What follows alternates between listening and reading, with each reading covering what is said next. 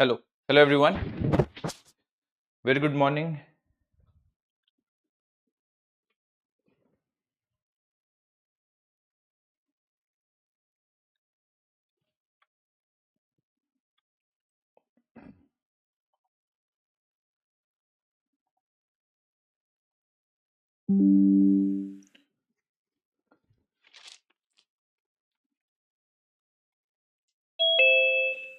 Hello I hope audio video clear है, आपको आवाज आ रही गुड है? Morning sir. Good morning, good morning.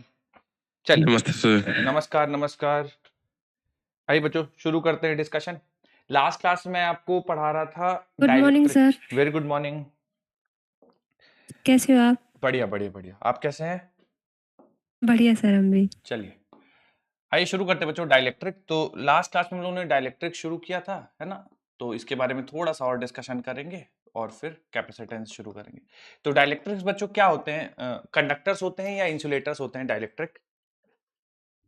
Insulators. बहुत बढ़िया।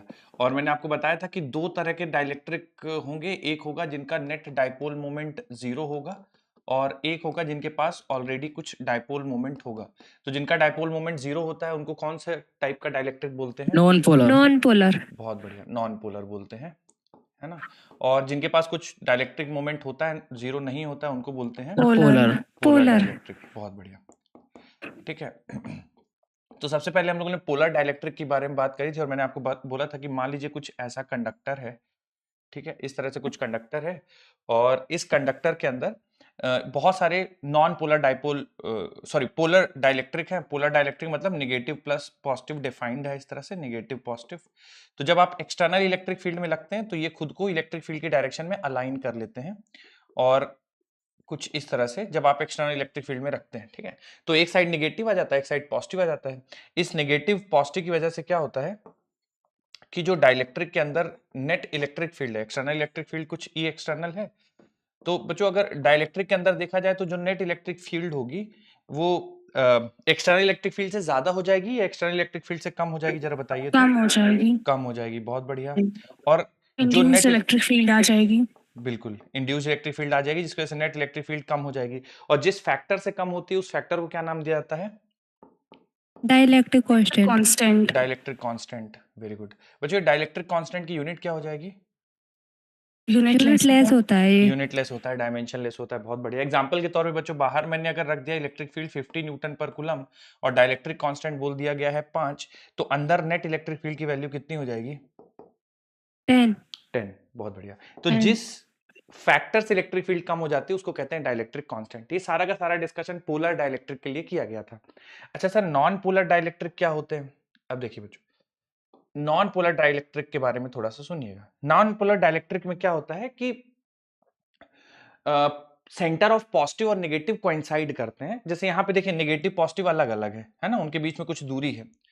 तो जो नॉन पोलर डाइलेक्ट्रिक होते हैं उसमें सेंटर और नेगेटिव और पॉजिटिव कोइंसाइड करते हैं। कहने का मतलब है कि ये नेगेटिव पॉजिटिव के बीच में सेपरेशन नहीं होता, वो दोनों एक ही पॉइंट पे होते हैं charges negative positive, but coincide करते हैं।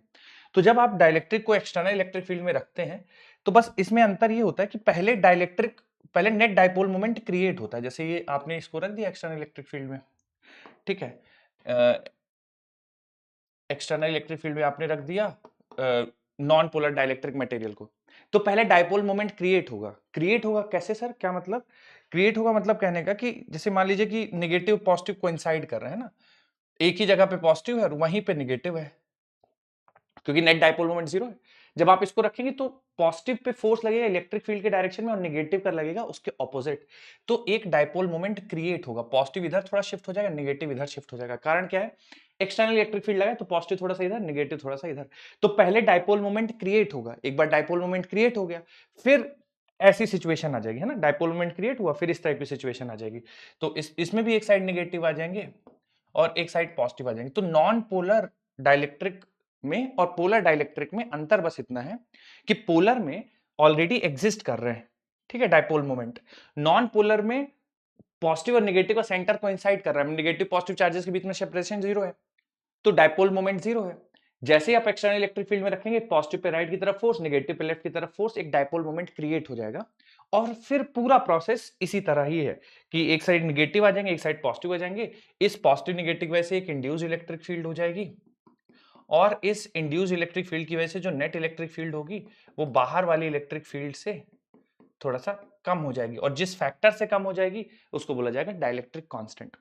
तो नॉन पोलर में बच्चों बस इतना रहता है कि सेंटर ऑफ नेगेटिव पॉजिटिव को इंसाइड करते हैं, एक्सटर्नल फील्ड में रखते हैं तो पहले डाइपोल मोमेंट बनेगा, और फिर पूरा प्रोसेस एकदम सेम पोलर डाइलेक्ट्रिक मटेरियल की तरह रहेगा। ठीक है, बस इतना अंतर होता है पोलर और नॉन पोलर में। अच्छा बच्चों, इसी में एक और टर्म डिफाइन होती है, डाइलेक्ट्रिक स्ट्रेंथ।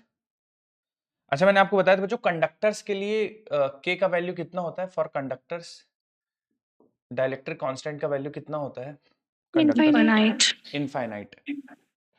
ठीक है, क्योंकि तभी वहां पे अगर आप के इन्फिनिटी रख देंगे तभी net electric field with in conductors zero हो जाती है। हम लोगों ने डाइलेक्ट्रिक मतलब इलेक्ट्रोस्टैटिक्स ऑफ कंडक्टर में पढ़ा है। एक और टर्म आता है बच्चों इसी में, डाइलेक्ट्रिक स्ट्रेंथ।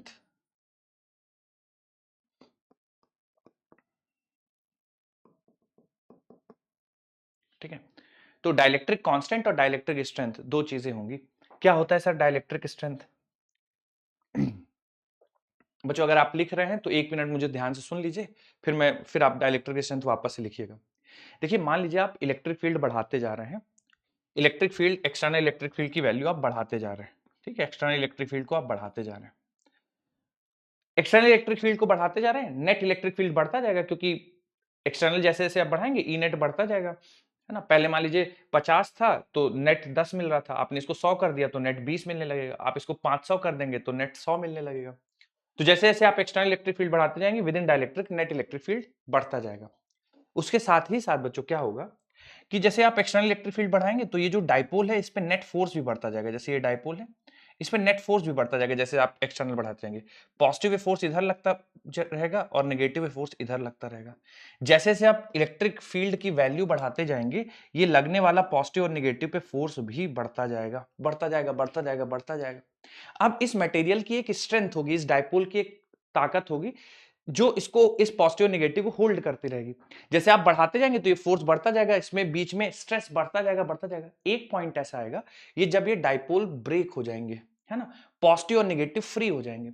जैसे ही पॉजिटिव नेगेटिव फ्री हो जाएंगे तो ये जो कंडक्टर है, ये जो इंसुलेटर है, ये जो डाइलेक्ट्रिक है, ये कंडक्टर की तरह बिहेव करने लगेगा। कारण क्या है कि नेगेटिव पॉजिटिव अब फ्री हो जाएंगे, नेगेटिव पॉजिटिव फ्री हो जाएंगे तो बहुत सारे फ्री नेगेटिव्स मिल जाएंगे, बहुत सारे फ्री पॉजिटिव्स मिल जाएंगे, और ये बिहेव करने लगेगा as a conductor. Net electric field इसके अंदर जीरो हो जाएगी।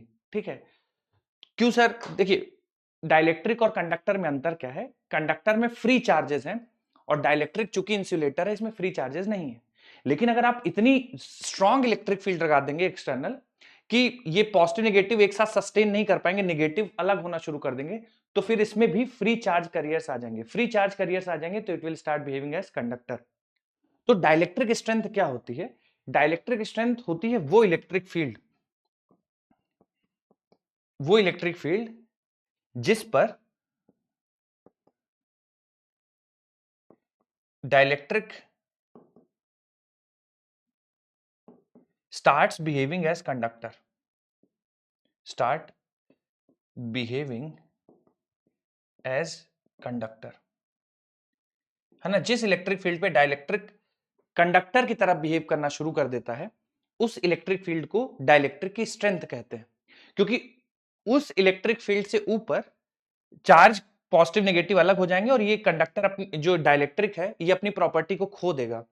डाइलेक्ट्रिक अपनी प्रॉपर्टी को खो देगा मतलब कि कंडक्टर की तरह बिहेव करने लगेगा। तो कंडक्टर की तरह बिहेव करने लगेगा बच्चों, देखिए हम जैसे अभी मैं आपको पढ़ाऊंगा कैपेसिटर, तो डाइलेक्ट्रिक का एक यूज है, आप कैपेसिटर के अंदर डाइलेक्ट्रिक डालेंगे तो कैपेसिटेंस बढ़ जाता है।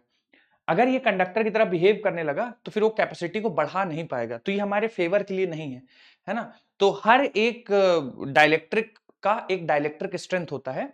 हम हमेशा कोशिश करते हैं कि उस डाइलेक्ट्रिक स्ट्रेंथ तक इलेक्ट्रिक फील्ड ना अप्लाई करें, उससे नीचे ही रखें, क्योंकि अगर आपने डाइलेक्ट्रिक स्ट्रेंथ पर या उससे ऊपर की इलेक्ट्रिक फील्ड लगा दी तो ये अपनी प्रॉपर्टी खो देगा डाइलेक्ट्रिक, फिर ये कैपेसिटेंस बढ़ाएगा नहीं, उल्टा कैपेसिटेंस का रोल ही खत्म कर देगा, कैपेसिटेंस को कंडक्टर बना देगा, चार्ज स्टोर ही नहीं कर पाएगा। तो हम लोग हमेशा इलेक्ट्रिक फील्ड को डाइलेक्ट्रिक स्ट्रेंथ के नीचे रखते हैं। तो दो टर्म है बच्चों, एक डाइलेक्ट्रिक कांस्टेंट, एक डाइलेक्ट्रिक स्ट्रेंथ है। तो डाइलेक्ट्रिक स्ट्रेंथ बच्चों यूनिट कोई गेस करना चाहेगा डेफिनेशन से, अगर आपको कुछ हिंट लग रहा हो यूनिट का, डाइलेक्ट्रिक स्ट्रेंथ की यूनिट क्या होगी?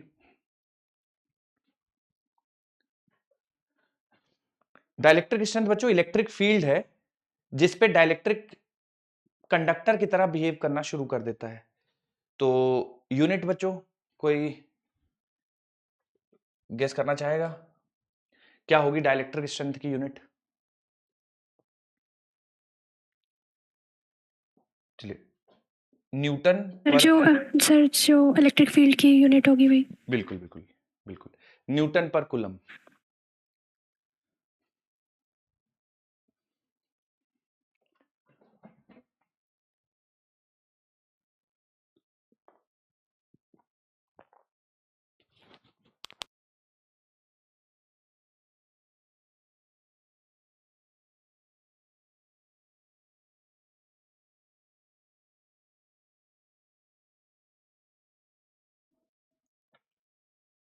बच्चों जो लोग लिख चुके हैं अगली हेडिंग डाल दीजिएगा, कैपेसिटेंस।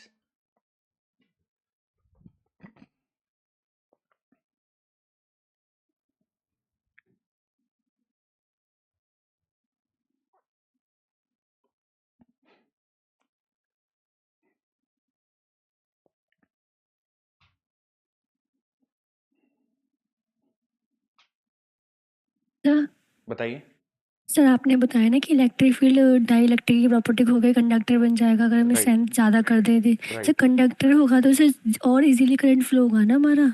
जी जी, और मतलब करंट फ्लो कर जाएगा इसके थ्रू। पर कैपेसिटर जो डाइलेक्ट्रिक है ना, देखिए इसका यूज मैं भी आपको पढ़ाऊंगा कैपेसिटेंस में। हम नहीं चाहते हैं कि इसके थ्रू करंट फ्लो करे, हम चाहते हैं कि इंसुलेटर की तरह बिहेव करे। अगर आपने डाइलेक्ट्रिक स्ट्रेंथ से ऊपर इलेक्ट्रिक फील्ड लगा दी तो ये अपनी प्रॉपर्टी खो देगा, फिर ये कंडक्टर की तरह बिहेव करने। हम नहीं चाहते कि ये कंडक्टर की तरह बिहेव करे। इसकी यूटिलिटी हमारे लिए तब तक है जब तक ये इंसुलेटर है। कैसे यूटिलिटी है अभी मैं आपको पढ़ाऊंगा कैपेसिटेंस में। Yes okay sir. बच्चों मैं अगली स्लाइड लगा रहा हूँ है ना कैपेसिटेंस के लिए। कोई अभी आप लोग रिसेंटली ज्वाइन किए हैं तो एक पेज लगभग छोड़ सकते हैं आप।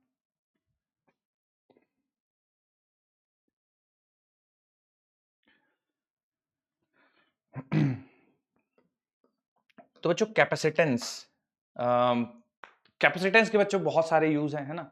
कैपेसिटेंस का यूज हम लोग चार्ज स्टोर करने के लिए, या और अच्छे से बताऊं मैं तो इलेक्ट्रिकल एनर्जी स्टोर करने के लिए यूज करते हैं। कहाँ कहाँ पे यूज होता है बच्चों? तो जैसे बच्चों कोई बताएंगे आप कैपेसिटेंस, जितना भी आप लोगों को जानकारी है, कैपेसिटेंस हम लोग कहाँ कहाँ यूज करते हैं? कोई आपने कुछ सर कैमरे के अंदर यूज होता है। सर कैमरे के अंदर यूज होता है। कैमरे के अंदर यूज होता है, बिल्कुल बिल्कुल यूज होता है सर कैमरे के अंदर। हाँ, फ्लैश लाइट के लिए सर। फ्लैश लाइट के केस में बिल्कुल। देखिए जहां पे भी आपको बहुत सारी energy with in fraction of second चाहिए होगा, आप कैपेसिटर लगा देंगे वहां पे, ठीक है। तो कैपेसिटेंस क्या करता है? बहुत सारी एनर्जी स्टोर करके रखता है, या इलेक्ट्रिकल एनर्जी स्टोर करके रखता है, और with in fraction of second वो सारी की सारी। Good morning sir. Good morning. Example के तौर पर बच्चों जैसे हम लोग फैन है ऑन करते हैं तो कई बार वो खुद से स्टार्ट हो जाता है, लेकिन कई बार होता है कि कंडेंसर काम नहीं करता, तो फिर हम उसको झाड़ू या डंडे से पहले एक पुश देते हैं, फिर वो स्टार्ट होता है। तो जब वो झाड़ू या डंडे से पुश देते हैं तो कैपेसिटर का काम हम लोग कर रहे होते हैं, ठीक है, कि एक बार उसको इनिशियल एक स्टार्ट दे दें, फिर वो अपना स्टार्ट शुरू हो जाता है। तो कैपेसिटर बच्चों हर उस जगह यूज किया जा सकता है जहां पर हमें तुरंत एनर्जी की यूज होती है, with in fraction of second energy. जैसे फ्लैश, कैमरे का फ्लैश, ठीक है, कैमरे में आप फोटो क्लिक करते हैं, अभी तो उस तरह के कैमरे नहीं यूज करते हम लोग, लेकिन उसमें एक बटन होती है जो क्लिक करने वाली, उसको क्लिक करेंगे तो तुरंत फ्लैश आता है। तो with in fraction of second जहां पे एनर्जी की जरूरत होती है उसको कैपेसिटर वहां पे यूज किया जाता है, क्योंकि कैपेसिटर बहुत with in fraction of second discharge हो जाता है। तो बहुत सारे अमाउंट ऑफ एनर्जी जब बहुत कम ड्यूरेशन में चाहिए होता है तब हम कैपेसिटर का यूज करते हैं। अब आइए बच्चों कि ठीक है, तो कैपेसिटर क्या है? कैपेसिटर एक आप मान लीजिए डिवाइस है जिसमें इलेक्ट्रिकल एनर्जी स्टोर करते हैं, और जब हमें जरूरत होती है with in fraction of second वो एनर्जी हमें वापस मिल जाती है, ठीक है। ओके, तो ये कैपेसिटर हुआ, ठीक है। अब कैपेसिटेंस कैसे डिफाइन होता है थोड़ा सा ये भी देख लेते हैं, ठीक है। तो बच्चों कैपेसिटर आप एक लाइन लिख लीजिए कि these are energy storing devices. Capacitor के बारे में लिख लीजिए, दीज आर, कैपेसिटर के बारे में लिखना है बच्चों, these are energy storing devices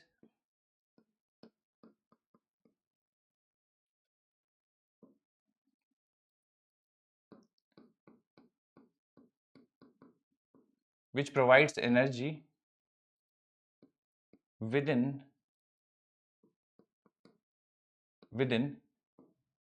very short period of time। बच्चों ये अपने अंदर एनर्जी स्टोर करके रखते हैं और जब हमें एनर्जी चाहिए with in fraction of second पूरी की पूरी एनर्जी डिस्चार्ज कर देते हैं। ठीक है सर आपने कितना लिखवा दिया? एक पेज छोड़ दीजिए, एक पेज छोड़ दीजिए और हेडिंग डाल लीजिए कैपेसिटेंस। तो बच्चों ये जो एनर्जी स्टोरिंग डिवाइसेस हैं इनको हम लोग बोलते हैं कैपेसिटर। अच्छा ठीक है, अब कैपेसिटेंस कैसे डिफाइन करते हैं उसके बारे में बच्चों सुनते हैं। ठीक है बच्चों कि कैपेसिटेंस जितना ज्यादा होगा हम बोलेंगे कैपेसिटर उतनी ज्यादा एनर्जी या उतना ज्यादा चार्ज होल्ड कर सकता है। जितनी ज्यादा कैपेसिटेंस उतना ज्यादा कंडक्टर चार्ज या एनर्जी को होल्ड कर सकता है। ठीक है, ऐसे कैपेसिटेंस। पर डेफिनेशन कैसे देते हैं बच्चों, मैं थोड़ा सा भी आपको एक एग्जांपल के तौर पहले एक एग्जांपल लेता हूं फिर आपको समझाता हूं।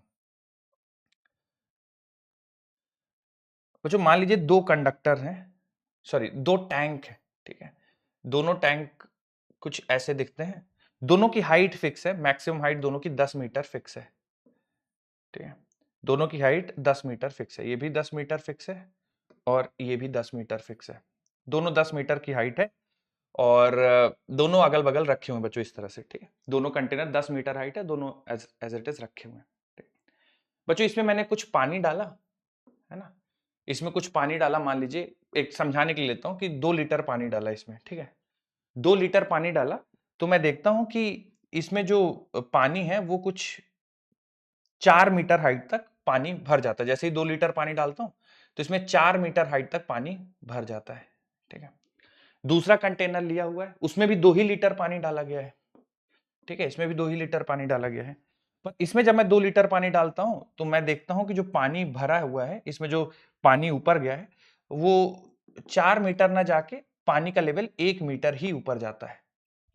ठीक है, दोनों कंटेनर में 2-2 लीटर पानी डाला गया है। पहले वाले कंटेनर में 2 लीटर पानी डाला गया तो इसका हाइट 4 मीटर बढ़ जाता है। दूसरे वाले कंटेनर में 2 लीटर पानी डाला गया तो इसका लेवल 1 मीटर बढ़ता है। मैं आपसे पूछूं कि बताइए दोनों में से किस कंटेनर में ज्यादा पानी या ज्यादा लिक्विड स्टोर किया जा सकता है? तो आप क्या आंसर करेंगे दोनों कंटेनर में, राइट वाला या लेफ्ट वाला? क्या लगता है आपको किस कंटेनर में ज्यादा अमाउंट ऑफ वाटर स्टोर किया जा सकता है? राइट वाला, राइट वाले में। ठीक, कैसे पता चला हमें राइट वाले में? कि दोनों में सेम अमाउंट ऑफ पानी डाला गया लेकिन इसमें 4 मीटर तक वाटर लेवल ऊपर आ गया। इसका मतलब ये 10 मीटर जो लेवल है वो बहुत जल्दी अचीव कर लेगा। ऑन द अदर हैंड इसमें 2 लीटर डालने पे 1 ही मीटर पानी ऊपर जा रहा है तो 10 मीटर तक आते आते ये लगभग 20 लीटर पानी स्टोर कर लेगा। ठीक है, तो हमें समझ में आ गया कि इसमें ज्यादा पानी स्टोर हो सकता है। कारण क्या है? क्योंकि सेम अमाउंट ऑफ लिक्विड देने पे इसमें कम वाटर लेवल राइज हुआ और इसमें वाटर लेवल ज्यादा राइज हो गया। इसी तरह से बच्चों कंडक्टर्स की स्टोरेज कैपेसिटी भी डिफाइन करते हैं। कैसे डिफाइन करते हैं? मान लीजिए आपके पास 2 कंडक्टर्स हैं।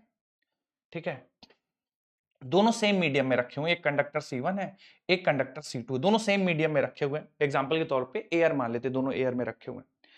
अब एयर में रखे हुए बच्चों और हमने चार्ज दिया दोनों को। ठीक है, दोनों को चार्ज दिया, मान लेते हैं कुछ 10 कूलम इसको चार्ज दिया गया और 10 कूलम चार्ज इसको दिया गया। ठीक है, दोनों को 10 कूलम चार्ज दिया गया। जब इसको 10 कूलम चार्ज दिया गया तो पाया गया कि इसका जो पोटेंशियल है वो 2 वोल्ट से बढ़ जाता है। इसका पोटेंशियल 2 वोल्ट से बढ़ जाता है। इसमें जब 10 कूलम चार्ज दिया गया तो पाया गया कि इसका पोटेंशियल 5 वोल्ट से बढ़ जाता है। ठीक है, तो इसका कैपेसिटेंस 2, इसमें जब 10 कूलम चार्ज दिया गया तो 2 वोल्ट से कैपेसिटेंस पोटेंशियल बढ़ जाता है। इसमें 10 कूलम चार्ज दिया गया तो 5 वोल्ट से कैपेसिटेंस 5 वोल्ट से पोटेंशियल डिफरेंस बढ़ जाता है। ठीक है, मान लीजिए मीडियम के आधार पे मैं बोल रहा हूं कि दोनों का पोटेंशियल मान लेते हैं मैक्सिमम जा सकता है 10 वोल्ट तक, दोनों का पोटेंशियल 10 वोल्ट से ऊपर नहीं जा सकता, ये एक कंस्ट्रेंट है, दोनों का पोटेंशियल 10 वोल्ट से नहीं जा सकता ऊपर।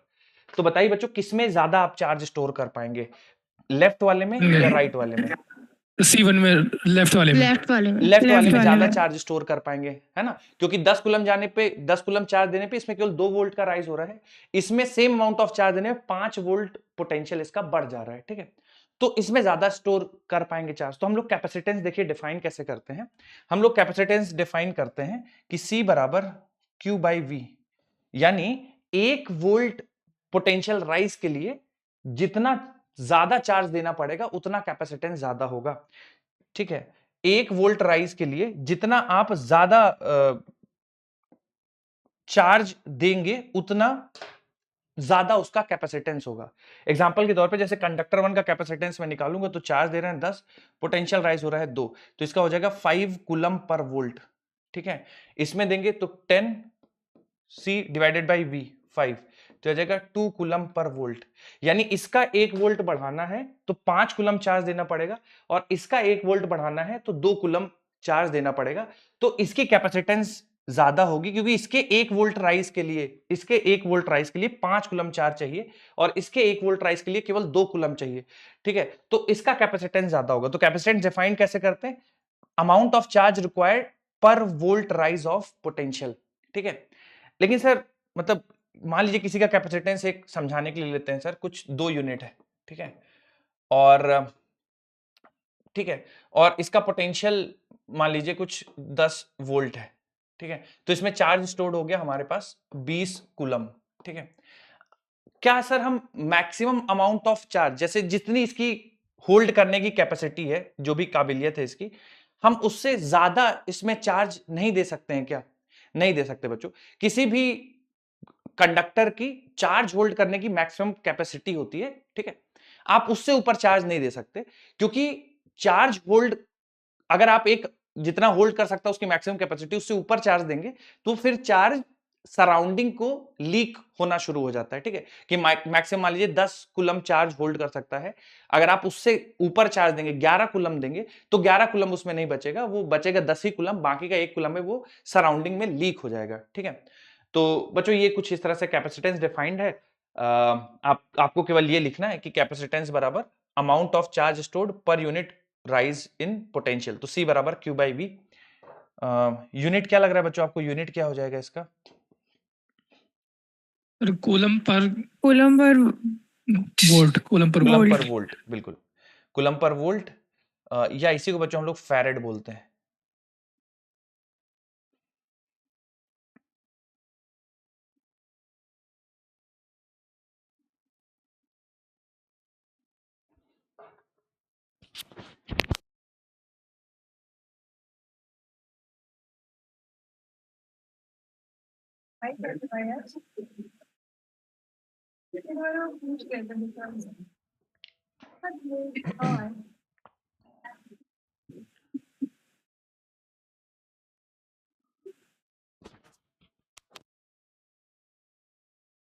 बच्चों लिख लीजिएगा तो बताइएगा।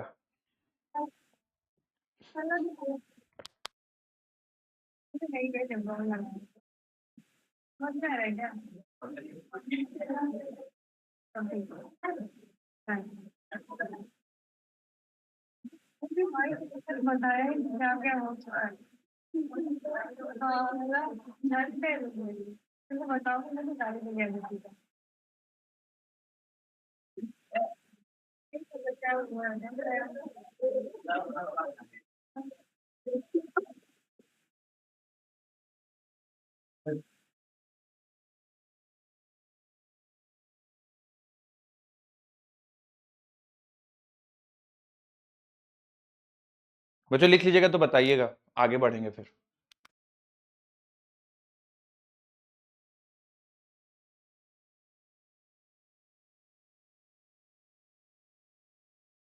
Done sir.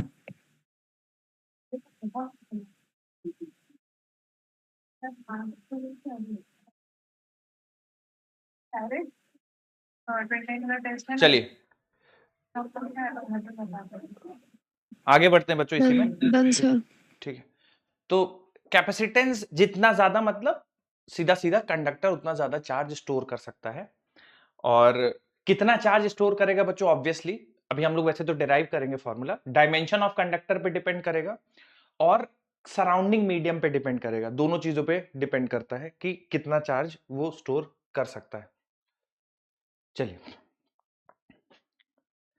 तो बच्चों डिफरेंट डिफरेंट अरेंजमेंट सोचे गए कि यार कैसे किया जाए कि कंडक्टर ज्यादा से ज्यादा चार्ज स्टोर कर पाए, क्योंकि जितना ज्यादा कंडक्टर कोई चार्ज स्टोर करेगा उसमें स्टोर उतनी एनर्जी होगी। तो डिफरेंट अरेंजमेंट सोचे गए। जैसे बच्चों एक अरेंजमेंट ये सोचा गया कि कंडक्टर को सीधा सीधा आप चार्ज दे दीजिए, ठीक है। मान लीजिए इस कंडक्टर को आप चार्ज देंगे, सारा का सारा चार्ज ऐसे सरफेस में आ जाएगा, ठीक है। ऐसा सारा का सारा चार्ज सरफेस में आ जाएगा, ठीक है। आप चार्ज देते बढ़ाते जाएंगे, चार्ज स्टोर करता जाएगा करता जाएगा करता जाएगा, लेकिन एक लिमिट होगी। उस लिमिट के बियॉन्ड अगर आप चार्ज देंगे तो फिर ये लीक कर देगा सराउंडिंग में, ठीक है। तो हम चाहते थे कि जितना उसका मैक्सिमम कैपेसिटी उससे भी ज्यादा चार्ज स्टोर कर दें, ठीक है। पहली चीज तो इसकी लिमिट बढ़ाना चाहते थे, और दूसरी चीज हम चाहते थे कि एनर्जी हमें कन्फाइंड रीजन में मिले। सर कन्फाइंड रीजन में क्यों चाहिए? देखिए अभी ये भी एनर्जी स्टोर कर रहा है, कोई प्रॉब्लम नहीं है, लेकिन इसकी जो एनर्जी है बच्चों कन्फाइंड नहीं है, ये ऐसे पूरी डिस्ट्रीब्यूटेड है, ठीक है। हमें क्या चाहिए कि कैपेसिटर हम बनाना चाहते हैं। कैपेसिटर की खास बात ये होती है कि वो एनर्जी स्टोर करके रखे और जब हमें जरूरत हो वो within fraction of second दे दे। बलिया पाठशाला माइक बंद कर लीजिए, माइक बंद कर लीजिए बलिया पाठशाला। हाँ, तो एनर्जी स्टोर करके रखे और जब हमें जरूरत है तुरंत प्रोवाइड कर दे। अब इसको बच्चों देखिए, मान लीजिए अगर एनर्जी ऐसे पूरी बिखरी हुई है ना, तो वो हमारे मतलब की नहीं है। ये वाली जो एनर्जी हम इसको यूज नहीं कर पाएंगे, ठीक है। आप एग्जांपल के तौर पे लीजिए कि मान लीजिए आपको खाना बनाना है, ठीक है। तो खाना बनाना है तो जो जो भी आप यूज करना चाहते हैं, जैसे मान लीजिए आटा यूज करना चाहते हैं, तो वो आटा आपके पास कंटेनर में कंटेन्ड होना चाहिए। ऐसा खेतों में गेहूं के फॉर्म में है तो फिर वो हमारे मतलब का नहीं है, ठीक है। कहने का मतलब है अगर आप एनर्जी यूज करना चाहते हैं तो एक कन्फाइंड रीजन में एनर्जी हो, रेडी टू यूज हो। ये देखिए एनर्जी तो स्टोर है पर ये एनर्जी पूरी बिखरी हुई है इंफिनिटी तक, है ना। तो हम ये हमारे मतलब की नहीं, तो अरेंजमेंट में कुछ चेंजेस किए गए। जैसे कि ये सोचा गया कि एक पॉजिटिव चार्ज कंटेनर है, कंडक्टर है, इसके पास में नेगेटिव कंडक्टर लेके आते हैं, ठीक है। माइनस चार्ज कंडक्टर लेके आते हैं। तो इससे क्या होगा कि चार्ज एनर्जी निकलेगी, पॉजिटिव से नेगेटिव जाएगी, पॉजिटिव से नेगेटिव जाएगी, ऐसे एनर्जी एनर्जी पॉजिटिव से नेगेटिव जाएगी। तो पहले वाले केस के कंपैरेटिवली थोड़ा सा अब एनर्जी कन्फाइंड, अब इतने में हमें कन्फाइंड मिली। लेकिन ये भी अभी ज्यादा यूटिलिटी नहीं है इसकी। कारण क्या है कि ठीक है थोड़ी बहुत एनर्जी कन्फाइंड है पर अभी मैक्सिमम पोर्शन ऑफ एनर्जी अभी भी बिखरा हुआ है, ठीक है। तो कुछ और अरेंजमेंट सोचा गया। धीरे धीरे प्रोग्रेस करते करते हम 3 टाइप के अरेंजमेंट्स में पहुंचे जहां एनर्जी कन्फाइंड भी थी और एनर्जी ज्यादा भी स्टोर हो पा रही थी। वो तीन कौन कौन से हैं? तो पहला जिसके बारे में हमें बहुत डिटेल में पढ़ना है that is parallel plate capacitor, दूसरा स्फेरिकल कैपेसिटर और तीसरा सिलेंड्रिकल कैपेसिटर, है ना। तो देखिए पैरेलल प्लेट कैपेसिटर में किस तरह से एनर्जी स्टोर है। 2 प्लेट्स हैं, है ना। एक में पॉजिटिव चार्ज है, एक में नेगेटिव चार्ज है, ठीक है। एक में पॉजिटिव चार्ज है पूरा ऐसा और दूसरे में नेगेटिव चार्ज है। तो इसमें देखिए जो एनर्जी कन्फाइंड है वो पॉजिटिव से लेकर नेगेटिव, है ना। पॉजिटिव टू नेगेटिव ऐसे एनर्जी कन्फाइंड है, पॉजिटिव से नेगेटिव ऐसे, ठीक है। पॉजिटिव से लेकर नेगेटिव ऐसे एनर्जी कन्फाइंड है। तो ये बढ़िया है ना, कहीं एनर्जी बाहर है ना। जितनी भी एनर्जी इस रीजन में कम कन्फाइंड है, जब भी मुझे यूज करनी होगी हम यहां से इसको यूज कर सकते हैं। दूसरा अरेंजमेंट देखिए, कंसेंट्रिक स्फीयर्स। कंसेंट्रिक स्फीयर्स में मान लीजिए बच्चों मैं कुछ ऐसा अरेंजमेंट कर दूं कि अंदर वाले स्फीयर को पॉजिटिव चार्ज दे दूं, ठीक है, कुछ इस तरह से, और इधर नेगेटिव आ जाए। कैसे पॉसिबल है वो हम लोग डिस्कशन कर लेंगे। पर अगर ऐसा कुछ हो जाए कि अंदर वाले शेल पे पॉजिटिव और बाहर वाले शेल के इनर सरफेस पे नेगेटिव, तो ये भी देखिए बच्चों एनर्जी कन्फाइंड है, इसी रीजन में एनर्जी है। जब भी मुझे चाहिए होगा हम यहां से इसको यूज कर सकते हैं एनर्जी को। तीसरा अरेंजमेंट बच्चों सिलेंड्रिकल कैपेसिटर की एक इनर सिलेंडर है और एक आउटर सिलेंडर है। एक आउटर सिलेंडर है, इनर को पॉजिटिव दे दिया, आउटर को नेगेटिव दे दिया। इनर को पॉजिटिव, आउटर को नेगेटिव, तो यहां से पॉजिटिव से नेगेटिव, ठीक है। तो इस तरह से फील्ड लाइन तो इस पूरे रीजन में कॉन्सेंट्रेटेड है, ठीक है। तो यहां पे भी एनर्जी कॉन्सेंट्रेटेड है, जब चाहे यूज कर पाएंगे। ये भी एनर्जी कॉन्सेंट्रेटेड है, जब चाहे यूज कर पाएंगे, यहां पे भी। तो ये 3 अरेंजमेंट है ना बच्चों। इसके बारे में बहुत डिटेल में पढ़ेंगे, हर चीज पढ़ेंगे, अपने सिलेबस का हिस्सा है। इन दोनों के बारे में मैं कुछ बेसिक आपको जानकारी दे दूंगा, ठीक है, पर इसके बारे में बहुत डिटेल में पढ़ना है। तो बहुत सोचने के बाद, बहुत डिस्कशन करने के बाद ये 3 अरेंजमेंट आए जहां पे एनर्जी कॉन्सेंट्रेटेड थी और जब चाहे हम लोग यूज कर पाएंगे। तो ये पहला पैरेलल प्लेट, फिर दूसरा स्फेरिकल और तीसरा सिलेंड्रिकल। तो बच्चों ये नोट करने के बाद हेडिंग डाल दीजिएगा स्फेरिकल कैपेसिटर्स।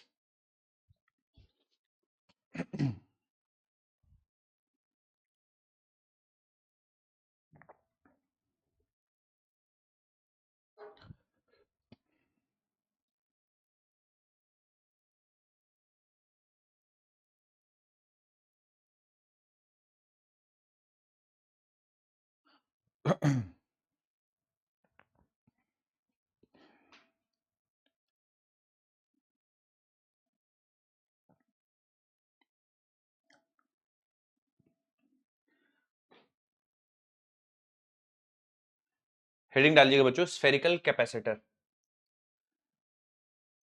तो हम ये तीनों के बारे में पढ़ेंगे, इसके बारे में थोड़ा सा जानकारी, इसके बारे में थोड़ा सा जानकारी और पैरेलल प्लेट कैपेसिटर के बारे में डिटेल डिस्कशन। तो आइए थोड़ा सा मैं आपको बताता हूं कैपेसिटेंस ऑफ स्फेरिकल कंडक्टर या कैपेसिटर, ठीक है। पहले थोड़ी देर बोर्ड पे ध्यान से देखेंगे और फिर तो मान लीजिए 2 कंसेंट्रिक शेल हैं, inner radius of the shell A है और outer radius of the shell B है, ठीक है। इनर रेडियस ए ले लेते हैं, आउटर रेडियस बी ले लेते हैं, ठीक है, सेंटर। और आउटर वाला जो शेल है उसको कनेक्ट कर देते हैं अर्थ से। अर्थ से कनेक्ट करने से क्या फायदा होगा बच्चों, इसका पोटेंशियल 0 हो जाएगा। जो इनर शेल है उसको पॉजिटिव चार्ज दे देते हैं प्लस क्यू,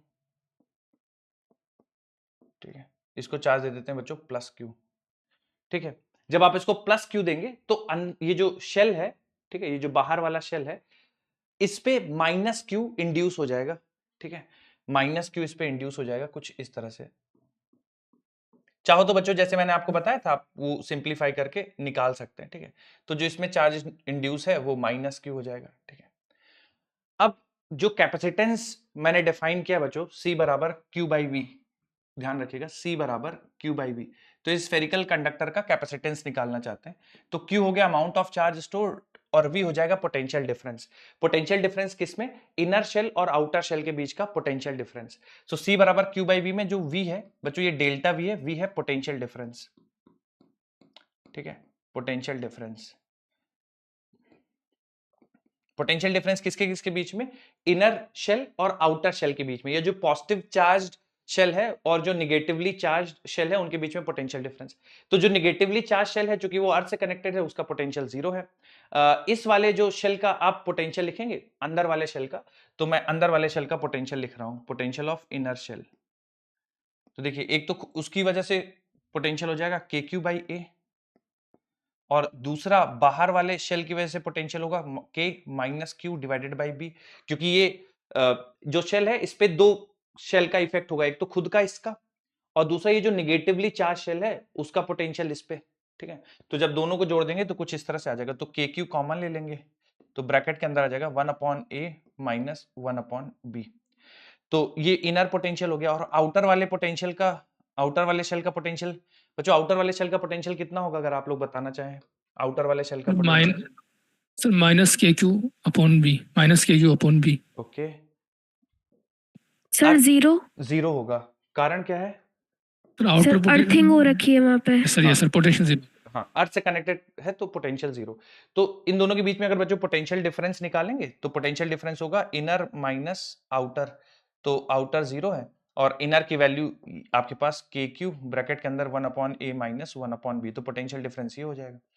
तो जो कैपेसिटेंस अगर डिफाइन करेंगे C बराबर Q अपॉन डेल्टा V, तो Q और डेल्टा V की वैल्यू बच्चों के क्यू ब्रैकेट के अंदर 1/a माइनस 1/b, Q से Q कैंसिल, तो C बराबर आ जाएगा बच्चों K का value 1/4 pi epsilon not, T हो जाएगा 4 पाई एप्सिलॉन नॉट ब्रैकेट के अंदर 1/a माइनस 1/b, ठीक है, ये कैपेसिटेंस आ जाएगा। अब एक चीज बच्चों जो नोटिस करनी है आपको, बहुत इंपॉर्टेंट है, जब मैंने आपको डिफाइन कराया था कैपेसिटेंस तो मैंने बताया था कि C बराबर होता है Q बाई V, ठीक है, charge store divide by potential difference. Potential difference किसका किसका लेना है? Positive charge shell, negative charge shell. Cylinder की बात करेंगे तो positive charge cylinder, negatively charge cylinder. Parallel plate capacitor की बात करेंगे तो पॉजिटिव प्लेट और नेगेटिव प्लेट, उनके बीच का पोटेंशियल डिफरेंस डेल्टा वी या वी। तो C बराबर Q by V, where Q is the charge store divide by potential difference. अब फॉर्मूला देख के बच्चों आपको लग रहा होगा कि चार्ज बढ़ाएंगे तो कैपेसिटेंस बढ़ेगा, पर ऐसा नहीं होता। पोटेंशियल घटाएंगे तो कैपेसिटेंस बढ़ जाएगा, बिल्कुल भी ऐसा नहीं होता।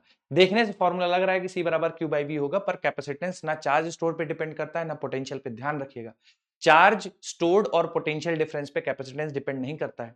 कैपेसिटेंस किस चीज पे डिपेंड करेगा? देखिए पहला चीज आपको दिख रहा होगा एप्सिलॉन नॉट, यानी किस मीडियम में आपने कैपेसिटेंस को रखा है उस पर डिपेंड करेगा। जैसे मैंने इस केस में इसको वैक्यूम में रखा है तो एप्सिलॉन नॉट मीडियम के लिए हो गया, ठीक है। 1/a माइनस 1/b, 1/a यानी a और b बच्चों क्या बता रहे हैं? डायमेंशंस बता रहे हैं, ठीक है। a और b रेडियस है, या मैं इनको बोलूं तो डायमेंशंस है। तो आप हमेशा ध्यान रखिएगा कि कैपेसिटेंस ऑफ एनी अरेंजमेंट, भले वो पैरेलल प्लेट कैपेसिटर हो, आइसोलेटेड कंडक्टर हो, सिलिंड्रिकल कैपेसिटर हो, स्फेरिकल कैपेसिटर हो, कुछ भी हो, किस मीडियम में रखा है उस पे डिपेंड करेगा, उसके डायमेंशंस क्या है उन पे डिपेंड करेगा, कभी भी चार्ज स्टोर्ड और पोटेंशियल डिफरेंस पे डिपेंड नहीं करेगा। सर पर फॉर्मूला तो आ रहा है। देखिए अगर आप पोटेंशियल बढ़ा देंगे ना तो चार्ज स्टोर बढ़ जाएगा to keep this ratio constant. जैसे आप ओम्स लॉ पढ़ते हैं, R बराबर V बाय I। रेजिस्टेंस ना ही पोटेंशियल डिफरेंस भी डिपेंड करता है, ना ही करंट पे, डिपेंड करता है डायमेंशन और मटेरियल पे। उसी तरह से ये मीडियम जिस मीडियम में रखा है उस पे डिपेंड करेगा, और डायमेंशंस क्या है उस पे डिपेंड करेगा। नोट कर लीजिए बच्चों। ये दोनों के लिए वैलिड है फॉर्मूला जो आपने बताया था, यानी एक जैसे ये कंबाइनेशन है कंडक्टर का, एक तो कैपेसिटर ये है, और दूसरा कैपेसिटर जो आपने इससे पहले बताया, एक सिर्फ एक कंडक्टर था उसके अंदर। इससे पहले आपने एक बनाया था ना कैपेसिटर, जो इससे पहले पढ़ाया था आपने, सिर्फ उसके अंदर एक कंडक्टर लिया था आपने। एक कंडक्टर लिया था मतलब ये वाला? समझाने के लिए। यस सर, जो समझाने के लिए आपने लिया हाँ, था। तो डायमेंशंस और मीडियम, बिल्कुल इसके भी डायमेंशन और इसमें किस मीडियम में रखा है उस पर डिपेंड करेगा। Yes sir.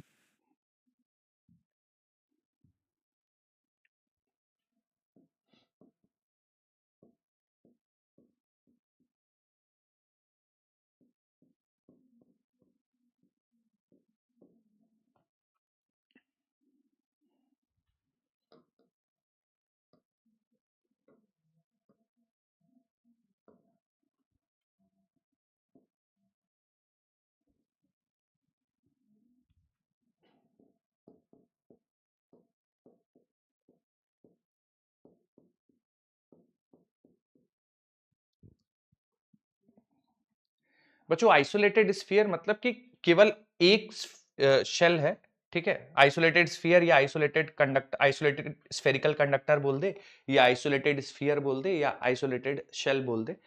तो मान लीजिए ए रेडियस केवल यही है ना। तो इसका अगर आप बच्चों कैपेसिटेंस निकालेंगे, ठीक है, आइसोलेटेड का, तो देखिए इसको मान लीजिए आप पॉजिटिव चार्ज देते हैं, तो ठीक है ये पॉजिटिव चार्ज है, और इससे फील्ड लाइंस निकलेंगी पॉजिटिव से और टिल इन्फिनिटी जाएंगी, है ना, इन्फिनिटी तक पॉजिटिव चार्जेस जाएंगे, ऐसे फील्ड लाइंस इन्फिनिटी जाएंगे। तो हम कहेंगे कि यार ये ना इसका एक जो दूसरा वाला शेल है, यानी ये जो बी रेडियस वाला शेल है, वो इन्फिनिटी पे रखा हुआ है, क्योंकि देखिए हो क्या रहा है कि फील्ड लाइंस पॉजिटिव से निकल के नेगेटिव तक जा रही हैं कुछ इस तरह से। अब मान लीजिए केवल एक ही कंडक्टर है, उसको आपने पॉजिटिव चार्ज दे दिया है, ठीक है, तो उसकी हम लोग बोलेंगे कि उसका जो दूसरा वाला शेल है, जो बी रेडियस वाला शेल है इस केस के लिए, वो इन्फिनिटी पे रखा है, तभी फील्ड लाइंस पॉजिटिव से निकलकर इन्फिनिटी जा रहे हैं। तो अगर आइसोलेटेड कंडक्टर है तो आप उसके लिए जो बाहर वाले शेल का रेडियस है वो इनफाइनाइट हो जाएगा। अगर बाहर वाले शेल का रेडियस इनफाइनाइट हो जाएगा तो 1/∞ 0 हो जाएगा, तो कैपेसिटेंस आ जाएगा 4 पाई एप्सिलॉन नॉट इनटू ए, ठीक है। अगर आइसोलेटेड स्फीयर है तो उसका कैपेसिटेंस आ जाएगा 4 पाई एप्सिलॉन नॉट इनटू ए।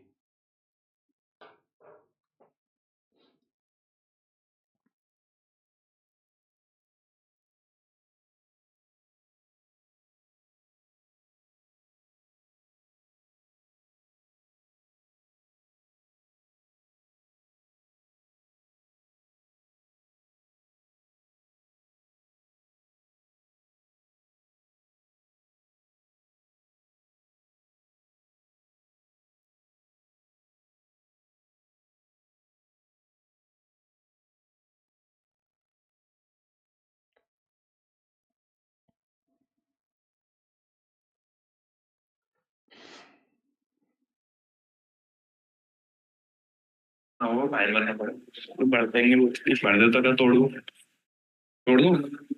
मथुरा पाठशाला माइक बंद कर दो बच्चों लिख लिया हो तो फिर इस पे एक सवाल कर लेते हैं तो आपको दो याद रखना है फॉर्मूले कंसेंट्रिक शेल का जब ए और बी रेडियस हो अगर आइसोलेटेड है तो फिर 4 पाई एप्सिलॉन नॉट ए अभी नहीं हुआ सर लिखिए लिखिए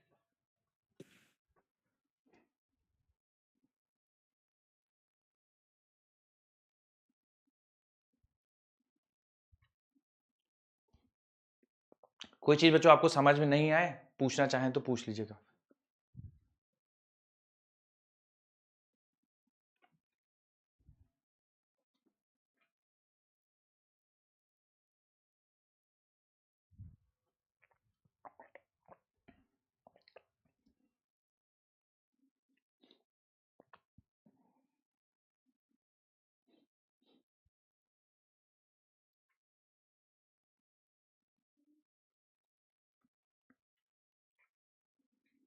सबसे ज्यादा इंपॉर्टेंट ये आइसोलेटेड स्फीयर का है 4 पाई एप्सिलॉन नॉट इनटू ए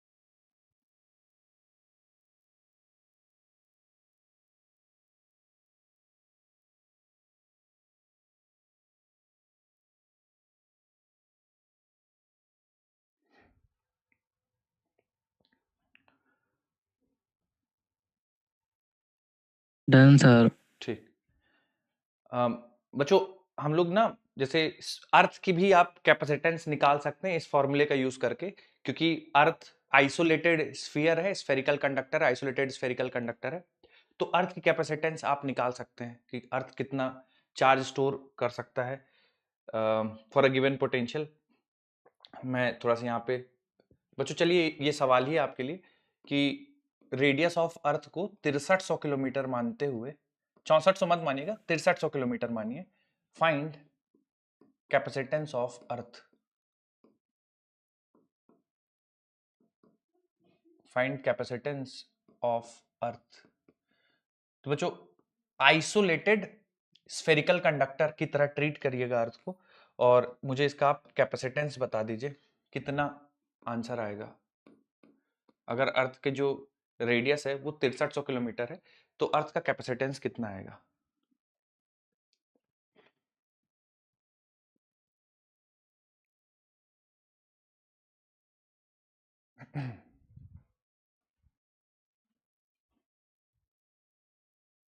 तो 7 into 10 की पावर -7 ओके 7 into 10 की पावर -7 ठीक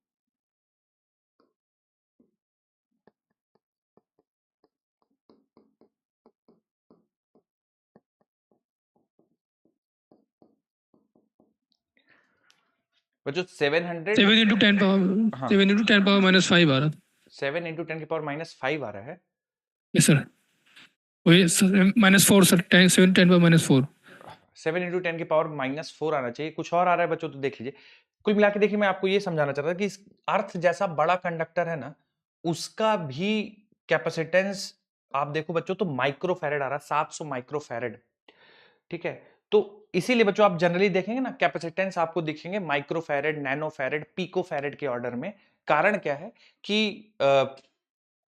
ये जो अर्थ जैसा बड़ा कंडक्टर उसका भी कैपेसिटेंस आप देख लीजिए माइक्रोफैरेड में आ रहा है ना तो इसका मतलब 1 फैरेड बहुत बड़ी क्वांटिटी है ठीक है तो आपको जनरली कैपेसिटेंस पिकोफैरेड या माइक्रोफैरेड या नैनोफैरेड में देखने को मिलेंगे चलिए एक सवाल कर लेते हैं बच्चों और थोड़ा सा आप लोग को आइडिया लगेगा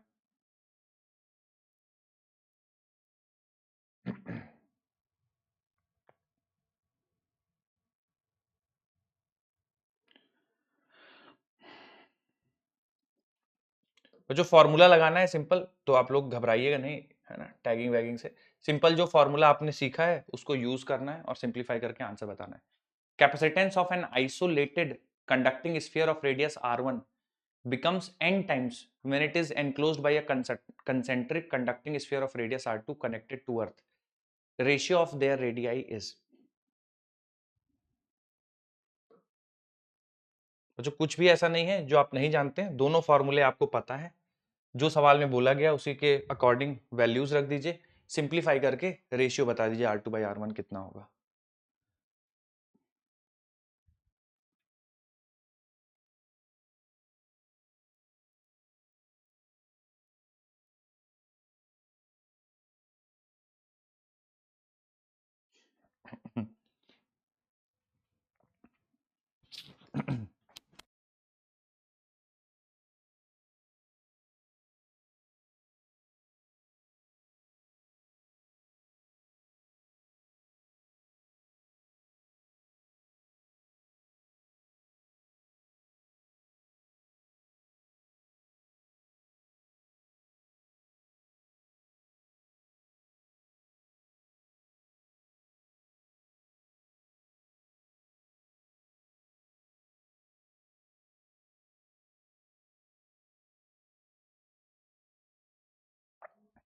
बच्चों आया है क्या किसी का आंसर, या मुश्किल लग रहा है आप लोग को?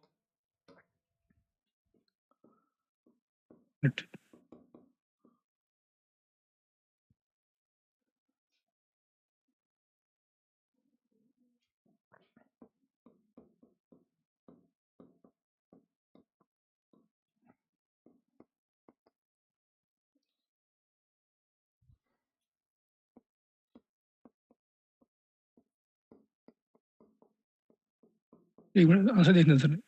सर n/n-1 आ रहा है। n/n-1 आ रहा है, ओके। सर फर्स्ट ऑप्शन आ जाएगा, फर्स्ट ऑप्शन। ओके,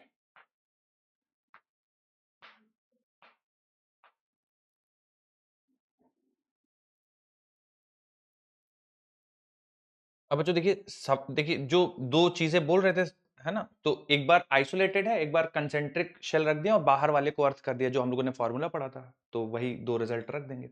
अब सवाल में कह रहा है कि capacitance of an isolated conductor r1 becomes n times, तो ये जो बाद वाला कैपेसिटेंस है वो n टाइम्स है, ठीक है, पहले वाले का, ठीक है।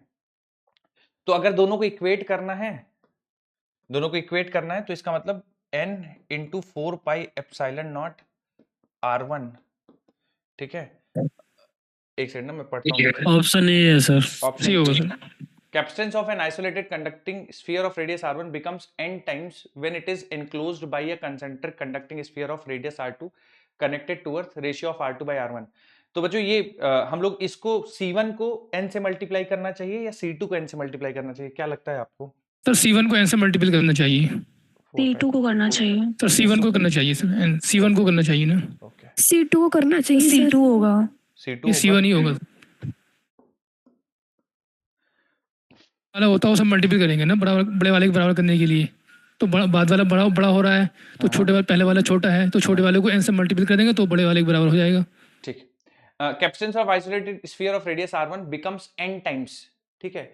तो बच्चों ये जो मतलब बाद में आप शेल रख देते तो n टाइम्स हो जा रहा है ना। तो मान लेते हैं एग्जांपल के तौर पे कि पहले कुछ कैपेसिटेंस था 3 माइक्रोफैरेड है, ठीक है, बाद में आपने रखा ये अरेंजमेंट कर दिया तो ये 6 माइक्रोफैरेड हो गया, ठीक है।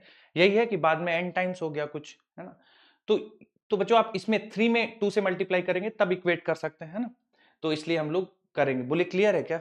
कुछ अगर आपको लग रहा है कि नहीं सर ऐसा नहीं होना चाहिए तो आप बता सकते हैं मुझे, ठीक है। तो ये दिखेगा, तो आप लिख सकते हैं कि n r1 बराबर 1/1/r1 माइनस 1/r2। बच्चों इसको इधर भेज दीजिए, तो 1/r1 माइनस 1/r2 बराबर 1/n r1। हमें क्या चाहिए बच्चों? r2/r1 चाहिए। दोनों साइड r2 से मल्टीप्लाई कर दीजिए, तो r2/r1 माइनस 1 बराबर 1/n r2/r1। r2/r1 वाले टर्म्स एक साथ कर लीजिए, तो r2/r1 माइनस 1/n r2/r1 बराबर 1। तो R2/R1 कॉमन ले लेते हैं, ब्रैकेट के अंदर बन जाएगा 1 - 1/n बराबर 1। ठीक है, तो n - 1, तो बच्चों ये R2/R1 का जो रेशियो आएगा सिंप्लीफाई करने के बाद, R2/R1 का रेशियो जो आएगा n/n-1, ए ऑप्शन मैच हो जाएगा।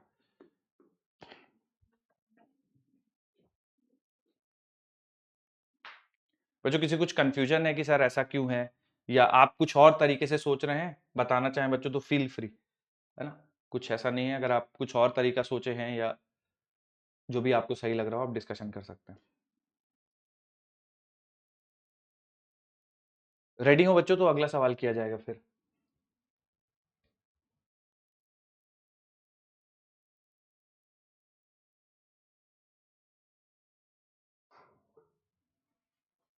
Done sir. चेंज कर रहा हूं बच्चों स्लाइड। देखिए ये सवाल देखिए, थोड़ा सा बताइए। Graph shows variation of voltage across the plates of two capacitors A and be with charge Q, which of the two capacitors has larger capacitance. तो कोई कैपेसिटर है बच्चों, उसके अक्रॉस चार्ज और पोटेंशियल का ग्राफ खींचा गया है।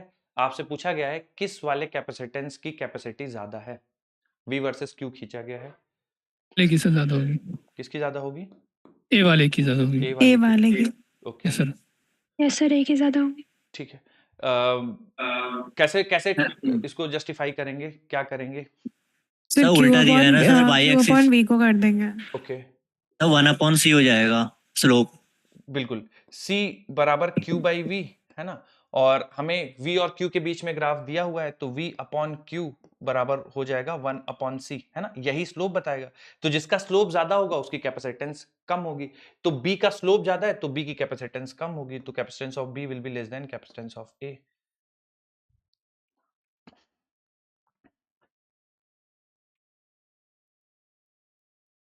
सर अभी आपने बताया था कि वो चार्ज और पोटेंशियल पर डिपेंड नहीं करता। बिल्कुल, सर यहाँ पर तो आपने उसके हिसाब से ही बताया आंसर।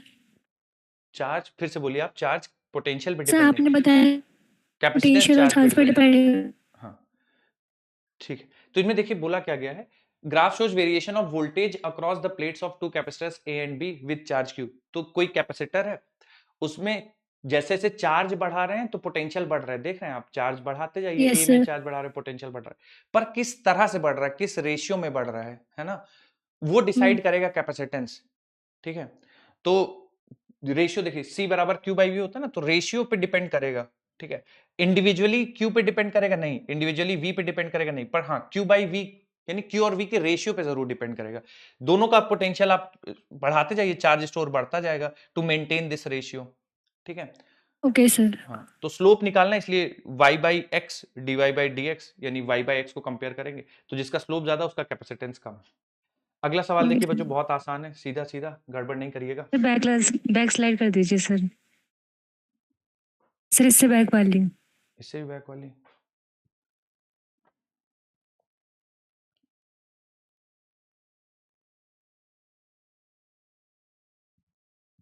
लिखिए फटाक से। बच्चों एक और सवाल करेंगे, वो भी स्ट्रेट फॉरवर्ड रिजल्ट बेस्ड ही है।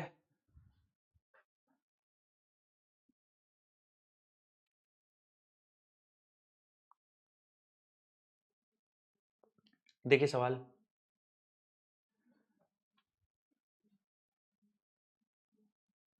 आपको फैरेड में आंसर बताना है, capacity of capacitor in farad.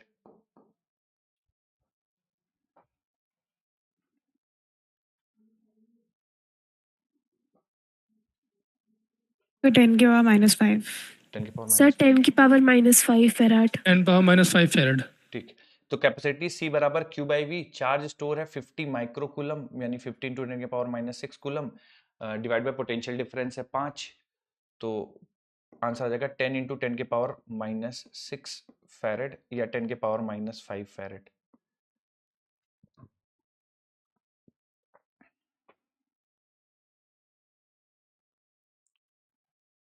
चलिए बच्चों, अगली हेडिंग डाल दीजिए, पैरेलल प्लेट कैपेसिटर।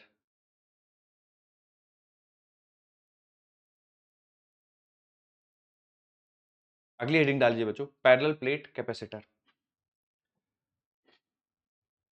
अब ये डिस्कशन बहुत डिटेल में करेंगे, ये हमारे सिलेबस का हिस्सा है, पैरेलल प्लेट कैपेसिटर। आइए, तो जो हमारे 3 सिमेट्रिकल कैपेसिटर्स थे उनमें से एक ये भी है, ठीक है, और ये हमें बहुत डिटेल में पढ़ना है। तो मान लीजिए बच्चों 2 प्लेट्स हैं, पैरेलल प्लेट कैपेसिटर, नाम से समझ में आ रहा है, 2 प्लेट्स रख देंगे और इनके बीच की सेपरेशन बहुत कम होगी। Separation between the plates is very small as compare to dimensions of plates, ठीक है। तो जो उनका एरिया, मतलब ये एरिया बहुत ज्यादा है और इस डायमेंशन ऑफ द प्लेट, मतलब उनकी विड्थ और उनके लेंथ के कंपेरेटिवली जो उनके बीच का सेपरेशन है वो बहुत कम है। तो बच्चों इस वाली प्लेट को पॉजिटिव चार्ज दे दिया गया है प्लस क्यू, और इस वाली प्लेट को माइनस चार्ज दे दिया गया माइनस क्यू, ठीक है। कैसे दिया गया है वो अभी हमारा चर्चा का विषय नहीं, वो हम लोग करेंगे डिस्कशन।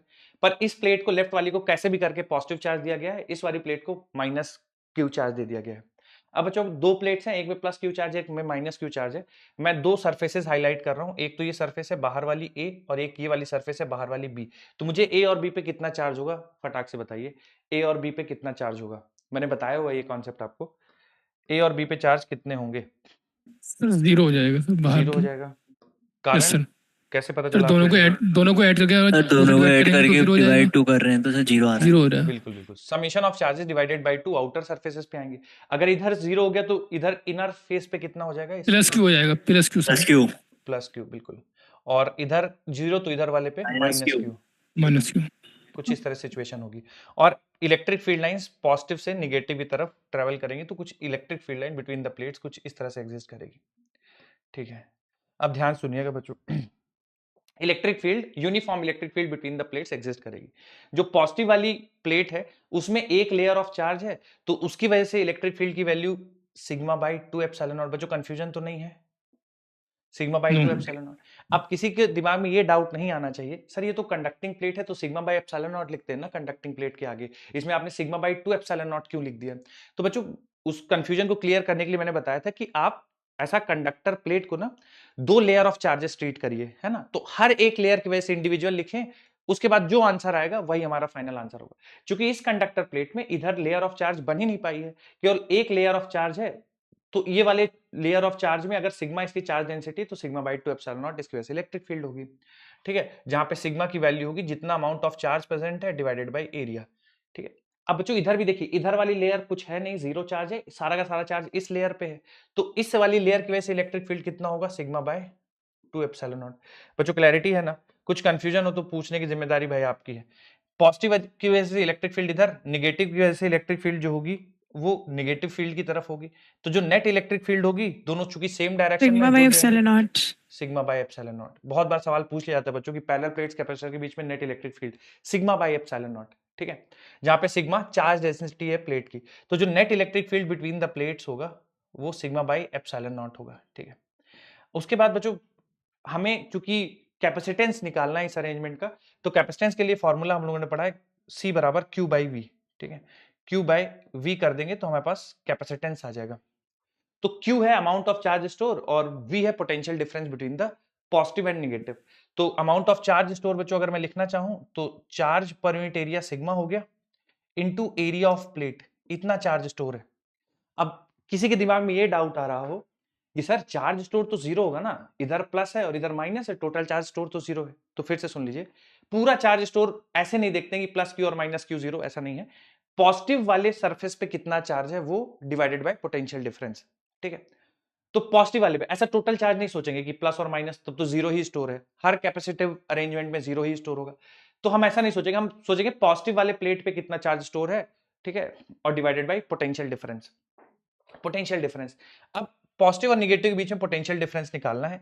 तो पोटेंशियल डिफरेंस निकालने के लिए बच्चों हम लोगों ने पढ़ा है कि जब इलेक्ट्रिक फील्ड कांस्टेंट हो तो minus vector E dot R vector, ठीक है, ये पढ़ा है जब इलेक्ट्रिक फील्ड कांस्टेंट हो। माइनस साइन बताता है कौन सा हायर पोटेंशियल है कौन सा लोअर पोटेंशियल है। ये तो हमें ऑलरेडी पता है कि ये हायर होगा ये लोअर होगा, क्योंकि इस पे पॉजिटिव चार्ज है हायर, ये नेगेटिव चार्ज है लोअर। इलेक्ट्रिक फील्ड हमेशा हायर पोटेंशियल से लोअर पोटेंशियल, तो ये वाला कॉन्सेप्ट हमें क्लियर है कि ये हायर होगा ये लोअर होगा। तो माइनस साइन को थोड़ा सा आप भूल जाइए, क्योंकि ये बताता है कौन हायर कौन लोअर। तो पोटेंशियल डिफरेंस का केवल अगर मैं मैग्नीट्यूड की बात करूं तो आएगा मॉड ऑफ इलेक्ट्रिक फील्ड, जो कि है sigma by epsilon not, into R। R मतलब यहां से यहां तक की दूरी कितनी है बच्चों, तो मैं इस केस के लिए मान लेता हूं कि प्लेट्स के बीच की दूरी डी है। तो इलेक्ट्रिक फील्ड और दोनों के बीच का दूरी का वैल्यू मॉड ऑफ डी, और दोनों के बीच का बच्चों कॉस थीटा, तो मैं हायर से लोअर की तरफ जा रहा हूं, तो आर वेक्टर भी इलेक्ट्रिक फील्ड की डायरेक्शन में ही है, ठीक है। तो कॉस 0 ले लेंगे क्योंकि आर वेक्टर इलेक्ट्रिक फील्ड की डायरेक्शन में ही है, ठीक है। तो यहां से आप सिंप्लीफाई करेंगे तो ये आ जाएगा sigma D upon epsilon not. ये पोटेंशियल डिफरेंस होगा बिटवीन द प्लेट्स। सवाल में पूछा जा सकता है बच्चों कि पैरेलल प्लेट कैपेसिटर के बीच में पोटेंशियल डिफरेंस कितना है, चार्ज डेंसिटी और वैल्यूज देके, तो sigma D bye epsilon not यहां पे रख देता हूं मैं, sigma D divide by epsilon not. Sigma से सिग्मा कैंसिल हो जाएगा, जो कैपेसिटेंस की वैल्यू डेराइव होके आएगी वो आएगी ए एप्सिलॉन नॉट अपॉन डी। एक बार अगर आप बच्चों फिर से ध्यान से देखें तो कैपेसिटेंस का जो फॉर्मूला है वो बता रहा है कि किस मीडियम में कैपेसिटर प्लेट्स रखी हुई हैं उस पर डिपेंड करेगा एप्सिलॉन नॉट। अगर इनके बीच में वैक्यूम है तो epsilon naught divided by D, दोनों के बीच की दूरी, A area of cross section. Area of cross section बच्चों इसमें भी थोड़ा सा ध्यान सुन लीजिए, ए रिप्रेजेंट कर रहा है area of cross section, area of cross section, ठीक है। तो जैसे दो प्लेट्स ऐसे रखी हैं तो ये वाला एरिया आपको रखना है, ये एरिया जो एक दूसरे को फेस कर रही हैं वो एरिया रखना है, एरिया ऑफ क्रॉस सेक्शन। और डी दोनों के बीच का separation epsilon not, permittivity of free space. Note कर लीजिए बच्चों, पैरेलल प्लेट कैपेसिटर की कैपेसिटेंस। हाईलाइट करने वाले पॉइंट होंगे जिनसे इंडिविजुअल सवाल बन सकता है। पहला हाईलाइट कर लीजिएगा, sigma by epsilon not electric field होती है। दूसरी हाईलाइट कि दोनों के बीच में जो पोटेंशियल डिफरेंस होगा वो होगा sigma D by epsilon not, और कैपेसिटेंस का फॉर्मूला तो ए एप्सिलॉन नॉट बाई डी याद ही रखना है। कैपेसिटेंस के बाहर में तो इलेक्ट्रिक फील्ड 0 होगा ना? Absolutely absolutely, electric field capacitor के बाहर 0 होगा। प्रूव कर पाएंगे बच्चों, कैसे 0 बोल पाएंगे हम लोग कैपेसिटर के बाहर? Sir because sir sigma by 2 epsilon not होगा और डिस्टेंस पे डिपेंड नहीं करता, इसलिए पॉजिटिव एंड नेगेटिव की वजह से कैंसिल हो जाएगा। बिल्कुल बिल्कुल बिल्कुल, पॉजिटिव और नेगेटिव वैसे कैंसिल हो जाएगा दोनों साइड।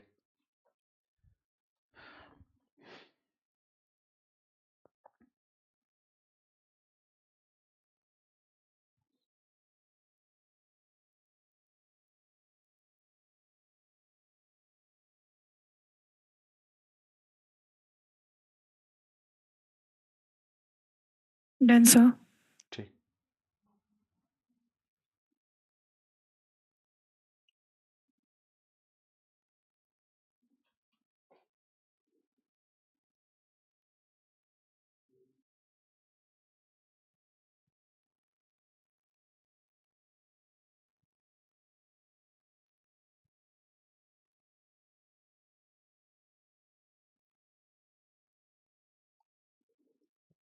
जो डन है तो फिर एक सवाल कर लेते हैं इसमें कैपेसिटेंस पे।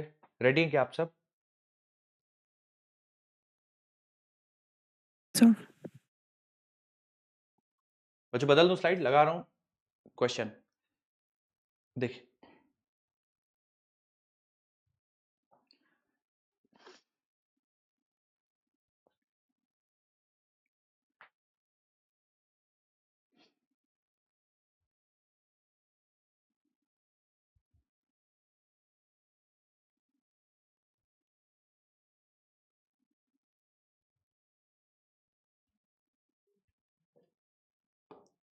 बच्चों, आंसर चाहिए होगा, बहुत सिंपल है ये।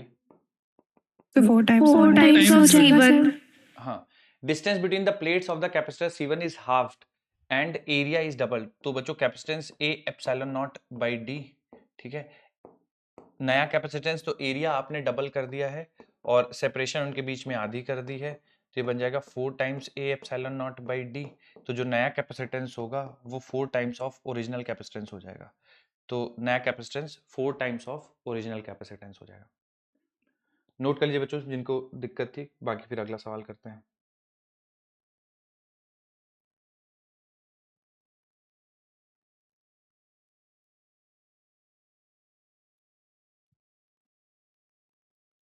बच्चों अगला सवाल लगा रहा हूं मैं, बताइए capacity of a parallel plate capacitor increases with. Third option C option option C sir. Option C, with increase in area capacitance will increase. अब जो इसमें ना जो सवाल बनेंगे वो बहुत मतलब इसी टाइप के बनेंगे, ठीक है। कि एरिया दिया होगा, और सेपरेशन दिया होगा और आपसे कैपेसिटेंस निकालने के लिए बोलेगा, या कई बार ऐसा पूछ लेगा किसके इनवर्सली प्रोपोर्शनल है, किसके डायरेक्टली प्रोपोर्शनल है, एरिया डबल कर दिया, डिस्टेंस आधी कर दिया, डिस्टेंस डबल कर दिया, एरिया आधा कर दिया, इस टाइप के खूब सारे सवाल बनेंगे, तो आप करिएगा। अब इसमें बच्चों डाइलेक्ट्रिक इंट्रोड्यूस करना बहुत इंपॉर्टेंट है, तो उसको थोड़ा सा हम लोग पढ़ते हैं, या डाइलेक्ट्रिक से पहले फोर्स बिटवीन द प्लेट्स पढ़ लेते हैं। आइए, तो अगली हेडिंग डालिए बच्चों, force between the capacitor plates.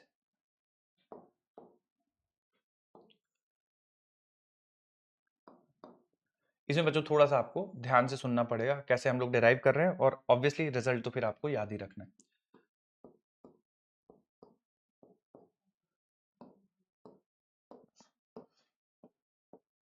ठीक है, तो मैं इसको बच्चों एक सिंपल से एग्जांपल से लेता हूं। जैसे मान लीजिए कि आप बताइएगा कि आप इस क्वेश्चन को कैसे सॉल्व करेंगे। मान लीजिए बच्चों मैं आपको बोलूं कि एक रिंग है, ठीक है, पॉजिटिवली चार्ज रिंग, बस बताइएगा कैसे करना है, आपको पूरा सॉल्व नहीं करना है। और इस पॉजिटिवली चार्ज रिंग के x दूरी पे एक स्मॉल क्यू चार्ज रखा हुआ है ना, यहाँ पे पॉजिटिव क्यू चार्ज है और एक यहाँ पे स्मॉल क्यू चार्ज रख दिया गया। आपसे पूछ दिया गया कि बताइए force on small Q charge कितना होगा।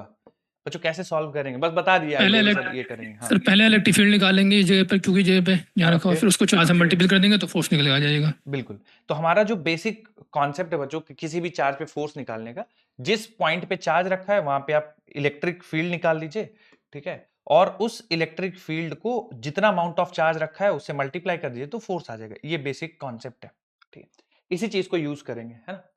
तो ये दोनों पॉजिटिव नेगेटिव प्लेट्स हैं बच्चों, ये एक दूसरे पे अट्रैक्टिव फोर्स लगाएंगे, ये बात तो आप सबको समझ में आ रहा होगा, है ना। ऑपोजिट चार्जेस हैं तो अट्रैक्टिव फोर्स लगाएंगे, ठीक है।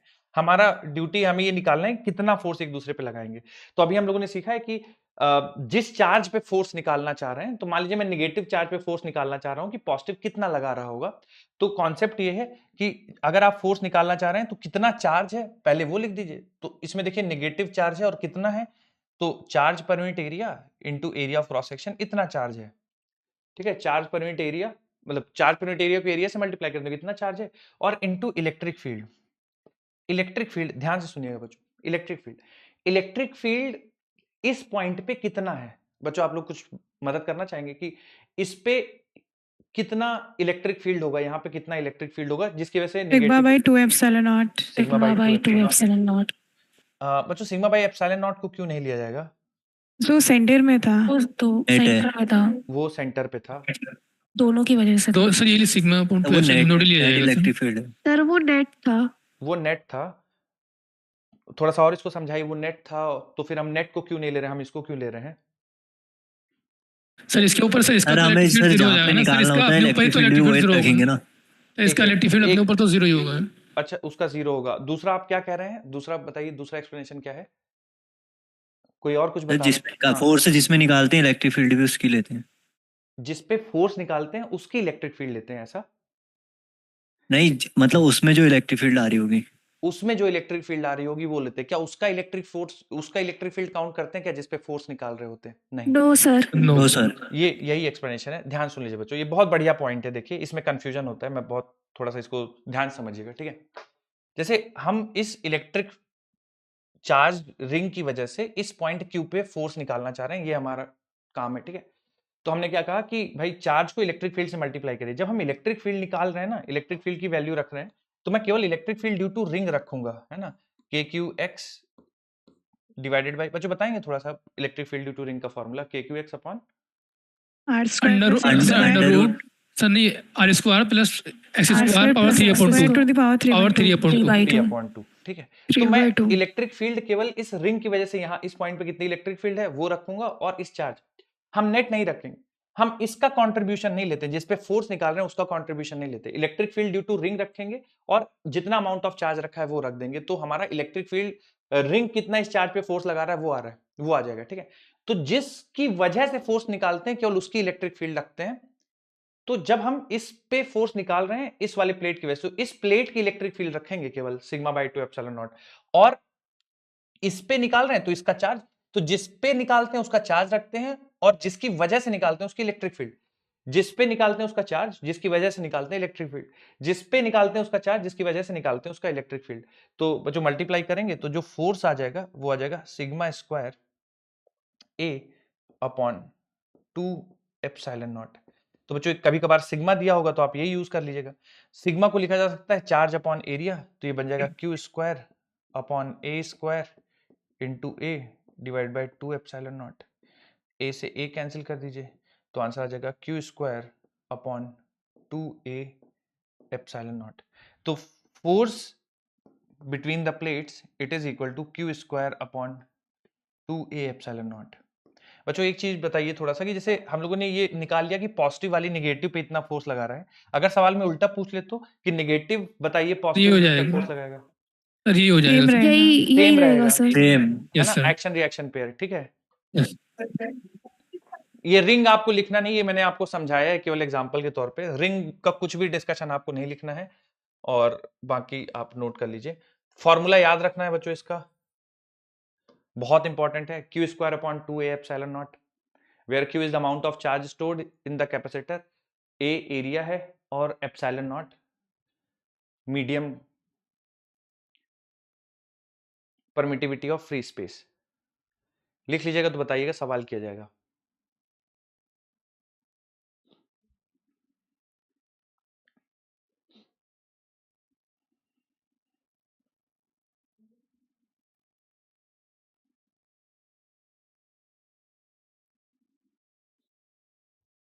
आंसर ठीक है बच्चों, अगर मैं आपसे पूछ दूं कि बताइए कितना प्रेशर आया होगा इस फोर्स की वजह से, तो प्रेशर बता सकते हैं कि आप लोग कितना तो प्रेशर क्यू आया स्क्वायर होगा? By 2a square epsilon not. Q square over 2a square sigma square upon 2 epsilon not. हाँ, फोर्स को एरिया से डिवाइड कर देंगे तो Q square upon 2 epsilon not, ये तो फोर्स ही था और एरिया से और डिवाइड हो जाएगा, तो ये बन जाएगा 1/2 क्यू अपॉन ए का whole square upon epsilon not. बच्चों क्यू अपॉन ए को क्या लिख सकते हैं हम लोग? Q upon sigma. Sigma square. तो ये बन जाएगा sigma square upon 2 epsilon not. बच्चों मैंने आपको इलेक्ट्रिक प्रेशर का एक फॉर्मूला लिखवाया था, अगर आप लोग को याद आ रहा हो, यस सर लिखवाया था। Sigma square upon 2 epsilon naught, तो उसी टाइप का कुछ चीज है, sigma square upon 2 epsilon naught. तो आगे एक लाइन बढ़ा के और लिख लीजिएगा, प्रेशर की value sigma square upon 2 epsilon not, electrostatic attraction per unit area sigma square upon 2 epsilon naught. तो सवाल में आपको देखना पड़ेगा कि क्या पूछ रहा है, फोर्स पूछ रहा है या फोर्स पर यूनिट एरिया पूछ रहा है। जनरली आपसे फोर्स ही पूछा जाएगा, बहुत इंपॉर्टेंट रिजल्ट है, याद रखिएगा। आगे बढ़ चलें क्या बच्चों, लिख लिया हो तो?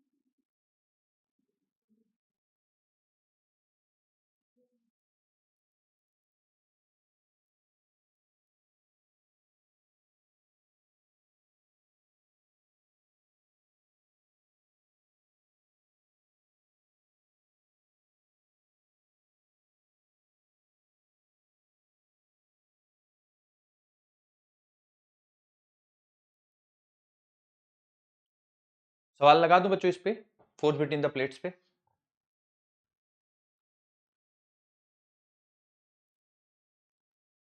Yes sir. Yes sir. Okay,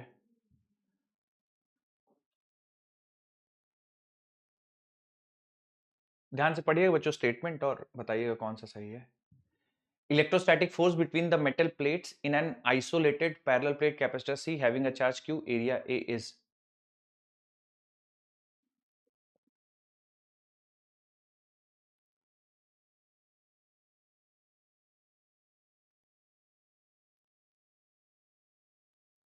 सही ऑप्शन। ऑप्शन आ जाएगा first option sir. First option, okay, independent of the distance between the plate. Yes sir, A option.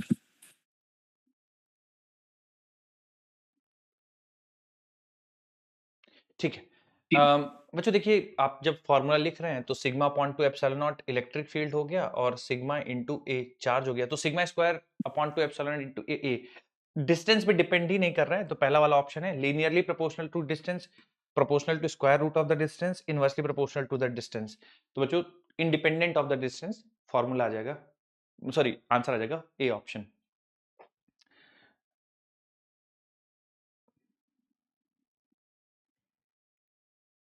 ठीक है, और कुछ अगर मुझे दिखेगा तो हम लोग इस पे और सवाल करेंगे। अब आगे बढ़ते हैं बच्चों। तो कैपेसिटेंस देखिए इलेक्ट्रिकल सर्किट्स में हमें यूज करना पड़ता है, उसका कारण ये है कैपेसिटेंस यूज करने का कि एनर्जी स्टोरेज डिवाइसेस है, जब भी हमें एनर्जी की जरूरत होगी तुरंत मिल जाएगा ना, तो हर सर्किट में आपको कैपेसिटर मिलेगा।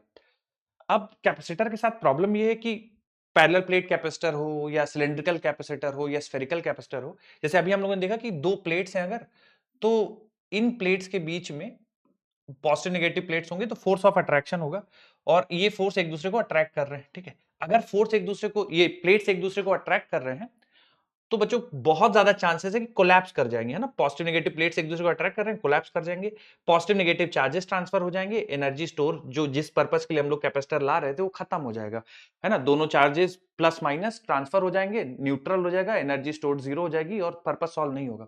तो हम ये चाहते हैं कि दोनों प्लेट्स दूर रहे, है ना, कंबाइन नहीं करें, कोलैप्स नहीं करें। तो इससे बचने के लिए क्या करते हैं हम लोग, डाइलेक्ट्रिक यूज करते हैं प्लेट्स के बीच में। ठीक है, तो डाइलेक्ट्रिक हमारे दो प्रॉब्लम्स को सॉल्व करता है। पहला प्रॉब्लम क्या सॉल्व करता है, डाइलेक्ट्रिक की स्टेबिलिटी प्रोवाइड करता है। स्टेबिलिटी प्रोवाइड करता है मतलब सर कोलैप्स होने से बचाता है, कि बीच में अगर आपने ऐसा कोलैप्स होने से रोकना चाहते हैं तो आप बीच में डाइलेक्ट्रिक रख दीजिए, ऐसे इस पूरे स्पेस को डाइलेक्ट्रिक से फिल कर दीजिए।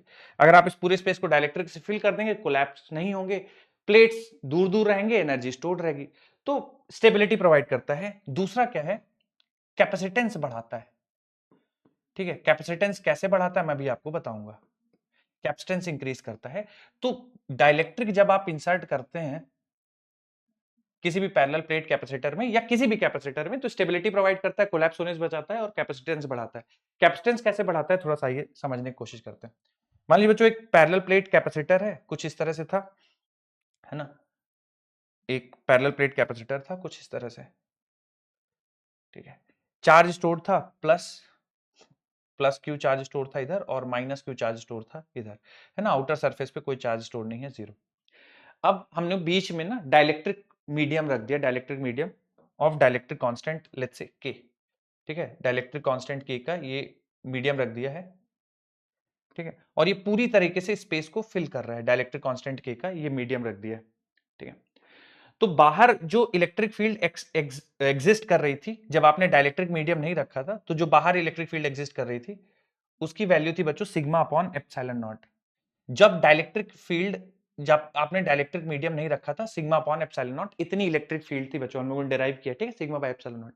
अब डाइलेक्ट्रिक मीडियम रख दिया डाइलेक्ट्रिक कांस्टेंट के का, तो बच्चों आप मुझे बता सकते हैं कि अब इलेक्ट्रिक फील्ड कितनी हो जाएगी विद इन सिग्मा अपॉन के एप्सिलॉन सिग्मा अपॉन के एप्सिलॉन नॉट, सिग्मा अपॉन के एप्सिलॉन नॉट, क्योंकि एक्सटर्नल फील्ड डिवाइडेड बाय के फैक्टर से घट जाती है। ठीक है, तो जो इलेक्ट्रिक फील्ड अब बिटवीन द कैपेसिटर प्लेट्स आएगी वो सिग्मा अपॉन के एप्सिलॉन नॉट आएगी। अब बच्चों ये थोड़ा सा मैंने, चूंकि मुझे दिखाना है कि डाइलेक्ट्रिक फिल किया तो मैंने बीच में जगह छोड़ दी है ना, जगह नहीं रहती है, प्लेट्स एकदम पूरा स्पेस ऑक्यूपाई कर लेता है डाइलेक्ट्रिक। ठीक है, तो सिग्मा अपॉन के एप्सिलॉन नॉट। ठीक है, तो अब मैं इस अरेंजमेंट की अगर कैपेसिटेंस निकालना चाहूं तो देखिए कैपेसिटेंस आप लिखेंगे amount of charge store divide by potential difference. तो अमाउंट ऑफ चार्ज स्टोर बच्चों इसमें भी कोई चेंज नहीं हुआ है, आप सिग्मा इंटू ए लिख दीजिए। ठीक है, charge store sigma into A, amount of charge store sigma into A. Potential difference निकालना है, तो पोटेंशियल डिफरेंस के लिए बच्चों होता है इलेक्ट्रिक फील्ड। तो अभी जो नई इलेक्ट्रिक फील्ड आ गई है डाइलेक्ट्रिक रखने के बाद वो सिग्मा बाय के एप्सिलॉन नॉट है, और दोनों के बीच की दूरी डी है, सेपरेशन तो प्लेट्स के बीच का चेंज नहीं हुआ है। ठीक है, तो सिग्मा से सिग्मा कैंसिल हो जाएगा, तो जो नया कैपेसिटेंस आ जाएगा वो आ जाएगा epsilon not A by D. बिल्कुल, K epsilon not A by D, यानी जो नया कैपेसिटेंस आएगा बच्चों वो ओरिजिनल कैपेसिटेंस का सी नॉट मतलब के टाइम्स हो जाएगा। तो जितना डाइलेक्ट्रिक स्ट्रेंथ का आप रखेंगे, ठीक है, जितना डाइलेक्ट्रिक कांस्टेंट का आप रखेंगे डाइलेक्ट्रिक स्लैब, उतना ज्यादा कैपेसिटेंस बढ़ जाएगी। सर एक काम करते हैं, के बराबर इनफाइनाइट होता है कंडक्टर के लिए, वो रखते हैं तो कैपेसिटी इनफाइनाइट हो जाएगी। हाँ, पर उसमें चार्ज स्टोर नहीं। देखिए अगर आप रख देंगे ना के इनफाइनाइट, बीच में कंडक्टर रख दिए, तो होगा क्या, आप इसको चार्ज देंगे, सारा का सारा चार्ज इधर चला जाएगा, इसको कुछ भी चार्ज देंगे, सारा चार्ज इधर, कुछ भी देंगे इधर। तो एक तरह से देखने में लगेगा कि अरे वाह, ये तो बहुत स्टोर कर रहा है ना, कुछ भी चार्ज दे दो एकोमोडेट कर ले रहा है, पर उसका कोई पर्पस नहीं होगा, क्योंकि एनर्जी नहीं मिलेगी। आप चार्ज देंगे, इधर से ट्रांसफर होकर इधर चला जाएगा, चार्ज देते जाएंगे, ट्रांसफर होता जाएगा। देखने में तो लगेगा कि इनफाइनाइट चार्ज एकोमोडेट कर ले रहा है, पर उसका कोई पर्पस नहीं होगा, इलेक्ट्रिकल एनर्जी नहीं मिल पाएगी, स्टोर्ड इलेक्ट्रिकल एनर्जी नहीं मिल पाएगी। ठीक है, तो अगर आपके डाइलेक्ट्रिक कांस्टेंट का स्लैब रखते हैं तो जो नया कैपेसिटेंस है वो ओरिजिनल कैपेसिटेंस का k टाइम्स हो जाएगा। तो डाइलेक्ट्रिक स्लैब रखने से ये फायदा है, स्टेबिलिटी मिलती है और कैपेसिटेंस बढ़ जाता है। लिख लीजिए बच्चों। अच्छा, electric field between the plates बच्चों घट जाएगी। ठीक है, तो जो नई इलेक्ट्रिक फील्ड होगी वो ओरिजिनल इलेक्ट्रिक फील्ड का 1/k टाइम्स हो जाएगा।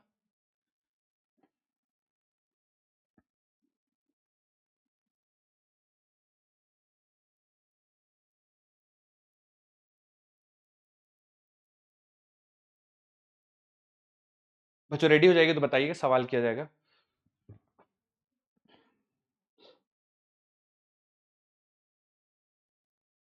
हो गया। डन है।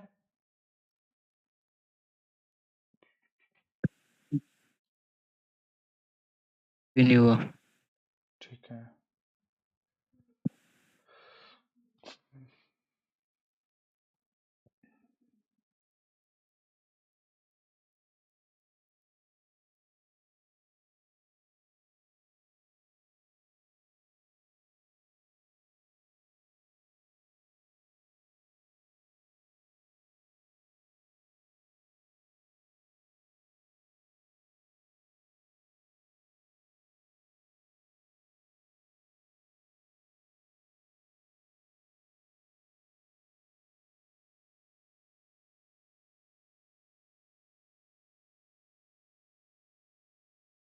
बच्चों मैं सवाल लगा रहा हूँ, आप देखिए, थोड़ा सा स्ट्रेट फॉरवर्ड फॉर्मूला बेस्ड है, कुछ भी नई चीज नहीं है।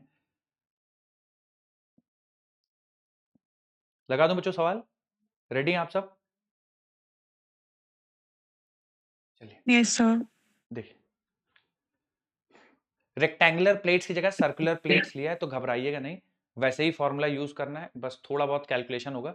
तो इसमें बच्चों आप पाई के टर्म्स में ही आंसर बता दीजिए, है ना, कुछ भी आपको बहुत ज्यादा सिंप्लीफिकेशन नहीं करना है, पाई के टर्म्स बता दीजिएगा। एनर्जी स्टोर्ड अभी आप नहीं बता पाएंगे, मैंने कवर नहीं किया है।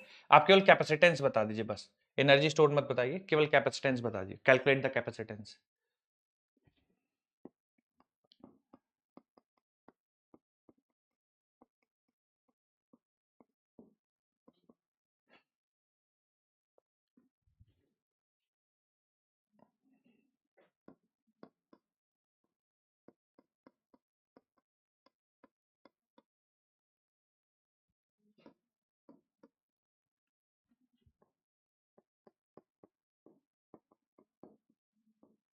बच्चों एप्सिलॉन नॉट की वैल्यू आप रख दीजिएगा 1/4 पाई इंटू 9 इंटू 10 के पावर 9। ठीक है, 8.85 इंटू 10 के पावर -12 मत रखिए, क्योंकि पाई से पाई कैंसिल हो जाएगा, तो हमारे लिए कैलकुलेशन थोड़ा सा आसान हो जाएगी। थोड़ा सा नेटवर्क चला गया था सर, थोड़ा सा एक्सप्लेन कर दीजिएगा जरा, उससे जो छूट गया सर। अच्छा अच्छा, ओके ओके जो डायलेक्ट्रिक आप समझा रहे थे ना, okay dielectric. Okay okay.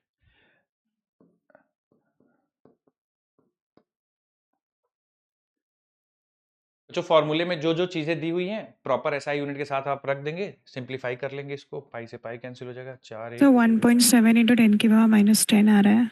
Okay.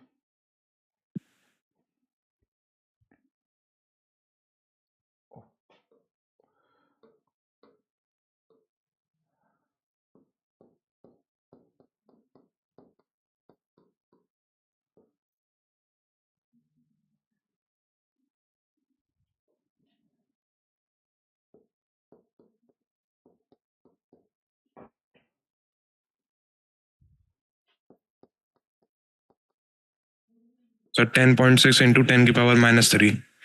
Okay,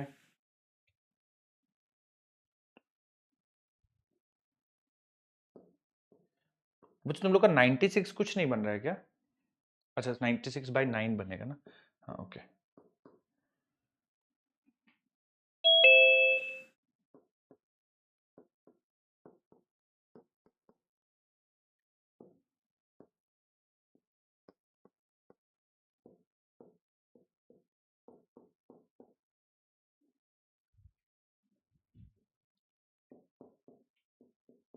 कुछ क्या आप लोगों का क्या आंसर बन रहा था बच्चों? 10 पॉइंट तो यही समथिंग? आ रहा था। ठीक बच्चों, बाकी लोग भी चेक कर लीजिए, है ना, सिंप्लीफाई करके। यही आ रहा है सर। ठीक, चलिए। तो डाइलेक्ट्रिक को रखने से ना कैपेसिटेंस बढ़ जाती है, और थोड़ा सा डिस्कशन करते हैं इसमें, थोड़ा सा और आप लोग को क्लियर होगा।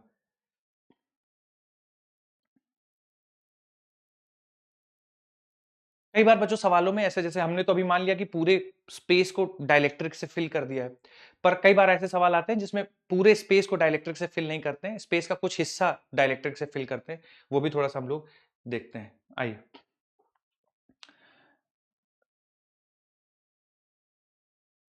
तो डाइलेक्ट्रिक थोड़ा सा देख लीजिए। डाइलेक्ट्रिक रखते इसलिए बच्चों की प्लस माइनस कोलैप्स कर जाएंगे, तो उससे बचने के लिए हम लोग बीच में डाइलेक्ट्रिक इंसर्ट करते हैं, तो स्टेबिलिटी प्रोवाइड करता है। और डाइलेक्ट्रिक, अगर आपने के डाइलेक्ट्रिक कांस्टेंट का डाइलेक्ट्रिक इंसर्ट किया, तो उसका जो कैपेसिटेंस हो जाएगा वो ओरिजिनल कैपेसिटेंस का के टाइम्स हो जाएगा, ठीक है।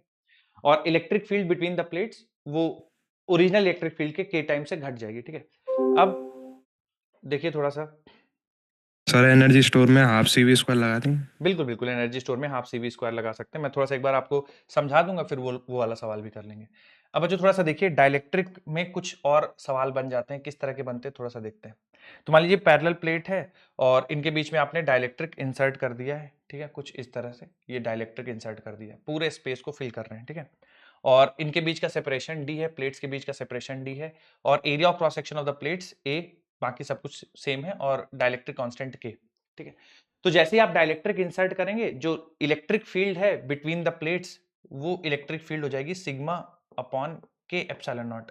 डाइलेक्ट्रिक के अंदर electric field original electric field का के टाइम्स घट जाता है। बच्चों कई बार सवाल में आपसे पूछ देगा कि देखिए जो इलेक्ट्रिक फील्ड घटती है उसका कारण क्या है। इलेक्ट्रिक फील्ड घटने का कारण है इंड्यूस्ड चार्जेस। किसमें इंड्यूस्ड चार्जेस?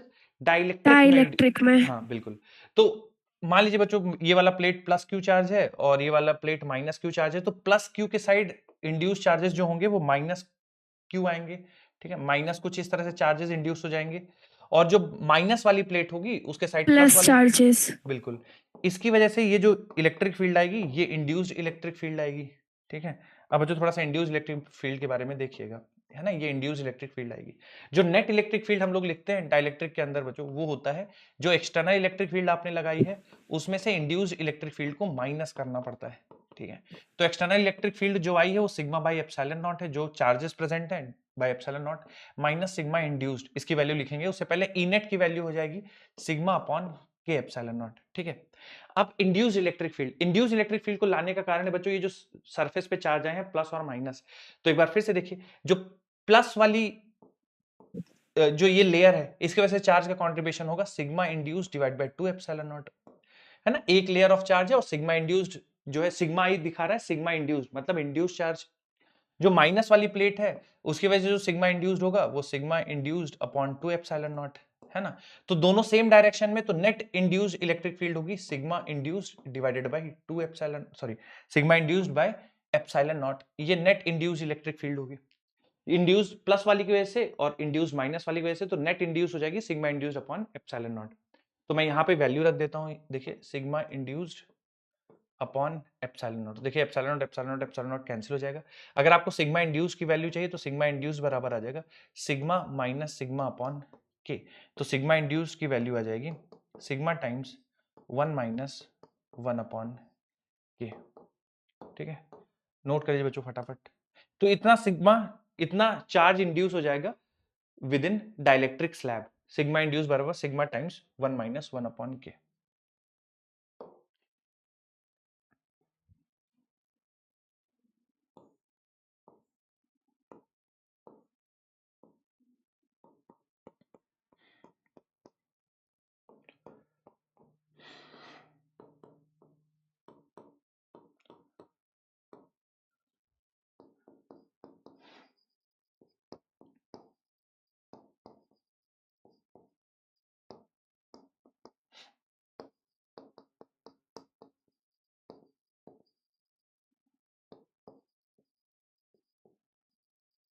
लो बोलिए बोलिए।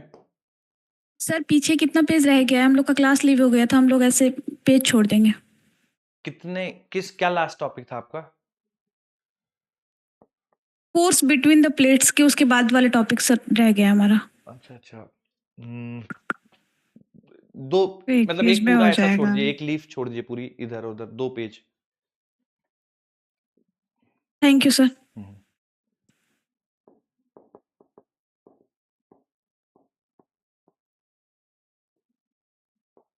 4 आ रहा है। ठीक है बच्चों, एक कैपेसिटर प्लेट है, उसमें चार्ज डेंसिटी 5 माइक्रोकूलम पर मीटर स्क्वायर है। अगर इस कैपेसिटर को हम लोगों ने डाइलेक्ट्रिक कांस्टेंट 5 फिल कर दिया है तो इंड्यूस्ड चार्ज डेंसिटी कितनी आएगी बताना है आपको। 4 इंटू 4 4 इंटू 10 की पावर -6। 4 इंटू 10 के पावर -6 है ना बच्चों। सिंपल आप फॉर्मूला लगा दीजिए, सिग्मा इंड्यूस्ड बराबर ओरिजिनल सिग्मा, है ना, 5 माइक्रोकूलम, ठीक है, जो प्लेट्स में, ओरिजिनल सिग्मा जो मतलब जो प्लेट्स में है, इंटू 1 माइनस 1 अपॉन के। बच्चों ये मल्टीप्लाई करेंगे तो 5 इंटू 1 माइनस 1/5 आ जाएगा 4/5, 4/5 आ जाएगा 4 माइक्रोकूलम पर मीटर स्क्वायर। इतना चार्ज इंड्यूस होगा डाइलेक्ट्रिक स्लैब में, ठीक है। चलिए अब जैसे बच्चों मैं बात कर रहा था कि कभी कभार ऐसा होता है पूरा जो स्पेस है कैपेसिटर का वो डाइलेक्ट्रिक से नहीं फिल करते हैं, उसका कुछ हिस्सा डाइलेक्ट्रिक से फिल करते हैं, ठीक है। तो कंप्लीट फिल नहीं करते हैं, कुछ हिस्सा फिल करते हैं डाइलेक्ट्रिक से। तो सर अभी हुआ नहीं है। लिखिए लिखिए लिखिए।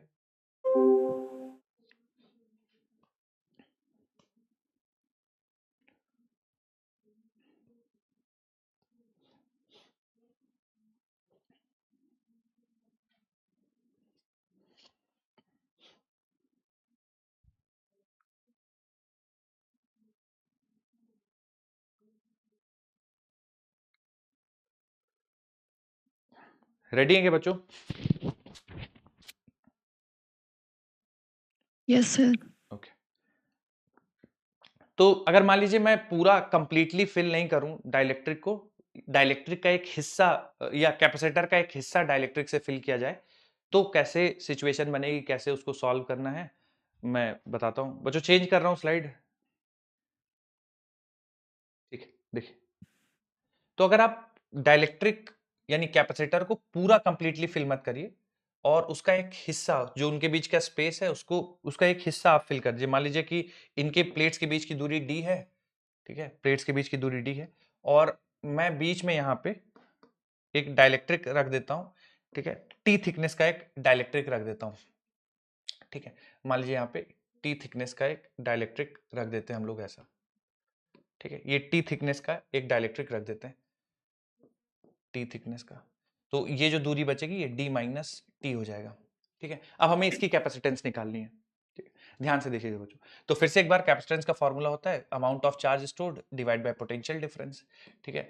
तो चार्ज स्टोर्ड को मैं लिख देता हूँ सिग्मा इंटू ए, इतना चार्ज स्टोर होगा, पोटेंशियल डिफरेंस होगा इलेक्ट्रिक फील्ड और इंटू दूरी, ठीक है। तो देखिए बच्चों अगर इसका डाइलेक्ट्रिक कांस्टेंट क्या है तो मुझे इसकी इसमें जो इलेक्ट्रिक फील्ड हो जाएगी बच्चों सिग्मा बाई के एप्सिलॉन नॉट हो जाएगी।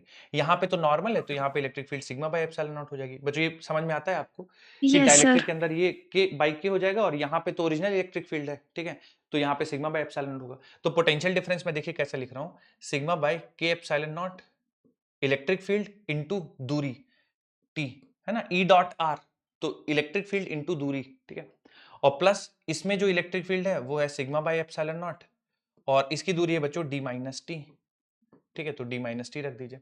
इसमें से जो जो कैंसिल हो रहा है उसको कैंसिल करेंगे और बच्चों ये एप्सिलॉन नॉट ऊपर भेज देते हैं, ठीक है, तो सिग्मा को पहले हटा देते हैं और ऊपर भेज देते हैं एप्सिलॉन नॉट, तो बन जाएगा A epsilon naught divided by, ठीक है, A epsilon naught divided by T by K plus D minus T, तो ये बन जाएगा बच्चों A by epsilon naught D plus T common ले लेंगे तो टी कॉमन लेंगे तो ब्रैकेट में बन जाएगा 1 बाई के माइनस 1, ठीक है। तो थोड़ा सा और इसको स्टैंडर्ड फॉर्म में लिखने की कोशिश करते हैं तो A by epsilon naught D minus T bracket के अंदर 1 माइनस 1 बाई के, ठीक है बच्चों। तो ये आपका नेट कैपेसिटेंस हो जाएगा अगर बीच में पूरे स्पेस को आपने डाइलेक्ट्रिक से फिल नहीं किया है, बीच में स्पेस का कुछ हिस्सा डाइलेक्ट्रिक से फिल किया है। अब बच्चों आप इसको वेरीफाई कर सकते हैं रिजल्ट, अगर आपने कोई भी डाइलेक्ट्रिक मीडियम नहीं लगाया है यानी थिकनेस 0 है, कुछ भी आपने नहीं लगाया है तो आपका फॉर्मूला बन जाएगा A epsilon not by D, यानी कैपेसिटेंस जो ओरिजिनल पड़ा था कोई भी थिकनेस का नहीं लगाया है, तो ए एप्सिलॉन नॉट बाई डी। अगर आपने पूरे थिकनेस को, पूरे स्पेस को भर दिया है डाइलेक्ट्रिक से, तो टी की जगह बच्चों डी रखेंगे, तो सिंप्लीफाई करेंगे आप इसको, तो सी बराबर आ ए जाएगा, epsilon not a by D. बिल्कुल ए के एप्सिलॉन नॉट बाई डी आ जाएगा। अगर पार्शियली फिल किया है तो कुछ इस तरह से रखेंगे। नोट कर लीजिए बच्चों इसको, फिर इस पे सवाल किया जाएगा कुछ।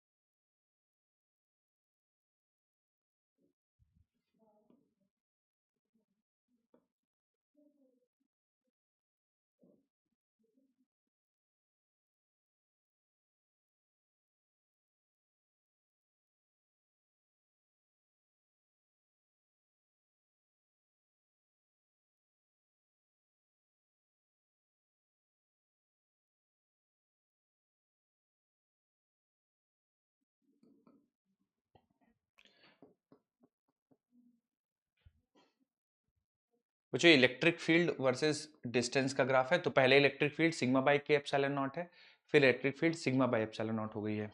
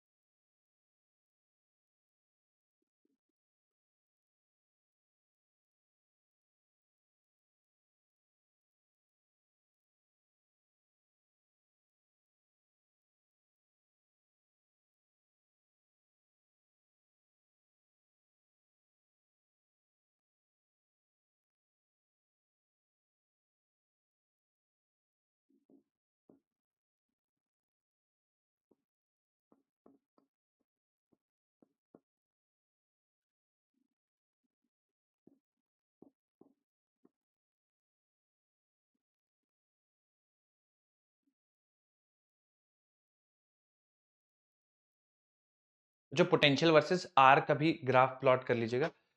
तो इसमें देखिए जो स्लोप है वो कम है, स्लोप कम है क्योंकि पोटेंशियल और जो एक्स का ग्राफ होता है उसका स्लोप इलेक्ट्रिक फील्ड दिखाता है। चूंकि यहाँ पे इलेक्ट्रिक फील्ड कम है ना, इसलिए कम स्टीप है, यहाँ पे इलेक्ट्रिक फील्ड ज्यादा है तो ये ज्यादा स्टीप है। तो कभी ऐसा आपके पास आ जाए कि डाइलेक्ट्रिक लगा हो और पोटेंशियल का ग्राफ दिया हो, तो जहां पे डाइलेक्ट्रिक, जिस पोर्शन में डाइलेक्ट्रिक होगा वो ग्राफ कम स्टीप होगा पोटेंशियल और आर का, जहां पे डाइलेक्ट्रिक नहीं होगा वो ज्यादा स्टीप होगा, उसका स्लोप ज्यादा होगा। कारण ये है कि वहां पे इलेक्ट्रिक फील्ड की वैल्यू ज्यादा है। तो ये ई वर्सेस आर ग्राफ है, ये पोटेंशियल वर्सेस आर ग्राफ है।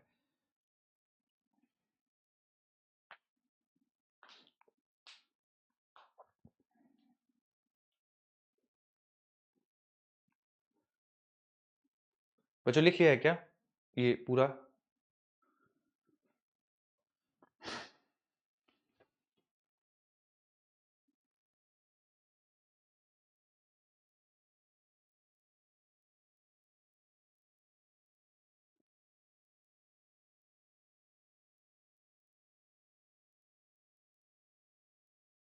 डन है बच्चों, सवाल ले लिया जाए एक।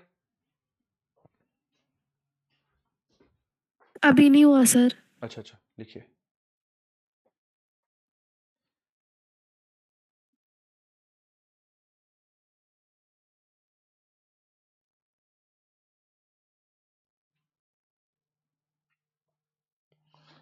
कम स्टीपनेस कम इलेक्ट्रिक फील्ड, ज्यादा स्टीपनेस ज्यादा electric field.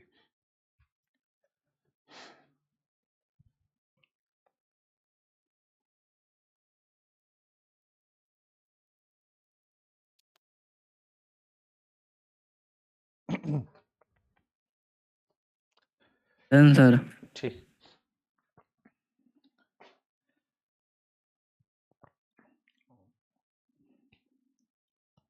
Yes sir, done. ठीक। अच्छा बच्चों, एक चीज और कि आपका कुछ मुझे ऐसा मतलब कुछ लोगों का शायद सिलेबस को लेके कोई कंसर्न है, तो सिलेबस देखिए बच्चों बिल्कुल मतलब बिल्कुल कंफर्टेबली इजीली हो जाएगा हम लोग का 14 फेब या उससे पहले ही, है ना? तो वैलेंटाइंस डे से पहले ही आपका गिफ्ट मिल जाएगा आपको, है ना? सिलेबस कंप्लीट हो जाएगा। वैसे हम लोग मैं तो सोच रहा हूँ कि 10 फरवरी के आसपास प्लस माइनस 1 और 2 डेज मैक्सिमम खिंच जाएगा तो 14 फेब 15 फेब उससे ऊपर आपका सिलेबस नहीं जाएगा, ठीक है? बिल्कुल क्योंकि आपको ऐसा लग रहा होगा चैप्टर्स बहुत बाकी हैं पर सिलेबस ज़्यादा है नहीं, है ना?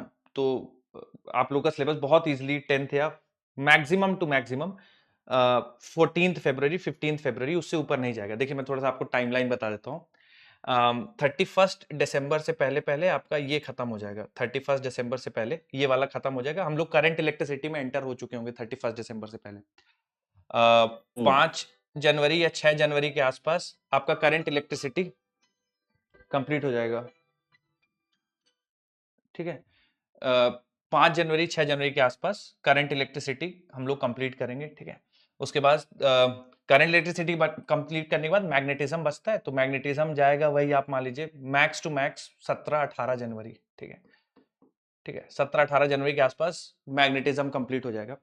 फिर ईएमआई एसी, ठीक है, ईएमआई एसी जाएगा आपका 27-28 जनवरी के आसपास, ठीक है?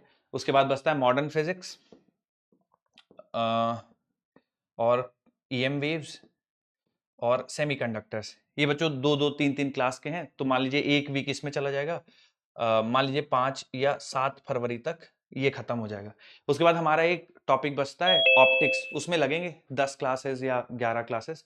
तो ऑप्टिक्स आपका होते-होते हम पहुंच जाएंगे 10 मान लीजिए तो 15 फरवरी के आसपास खत्म हो जाएगा। ये ना बहुत रिलैक्स्ड वे में भी चलेंगे तो यहाँ तक खत्म हो जाएगा। आपका जो फाइनल एआईटीएस का एग्जाम है वो 23rd को है बच्चों, 22nd को है। कब है आपका फाइनल एआईटीएस? किसी को याद है?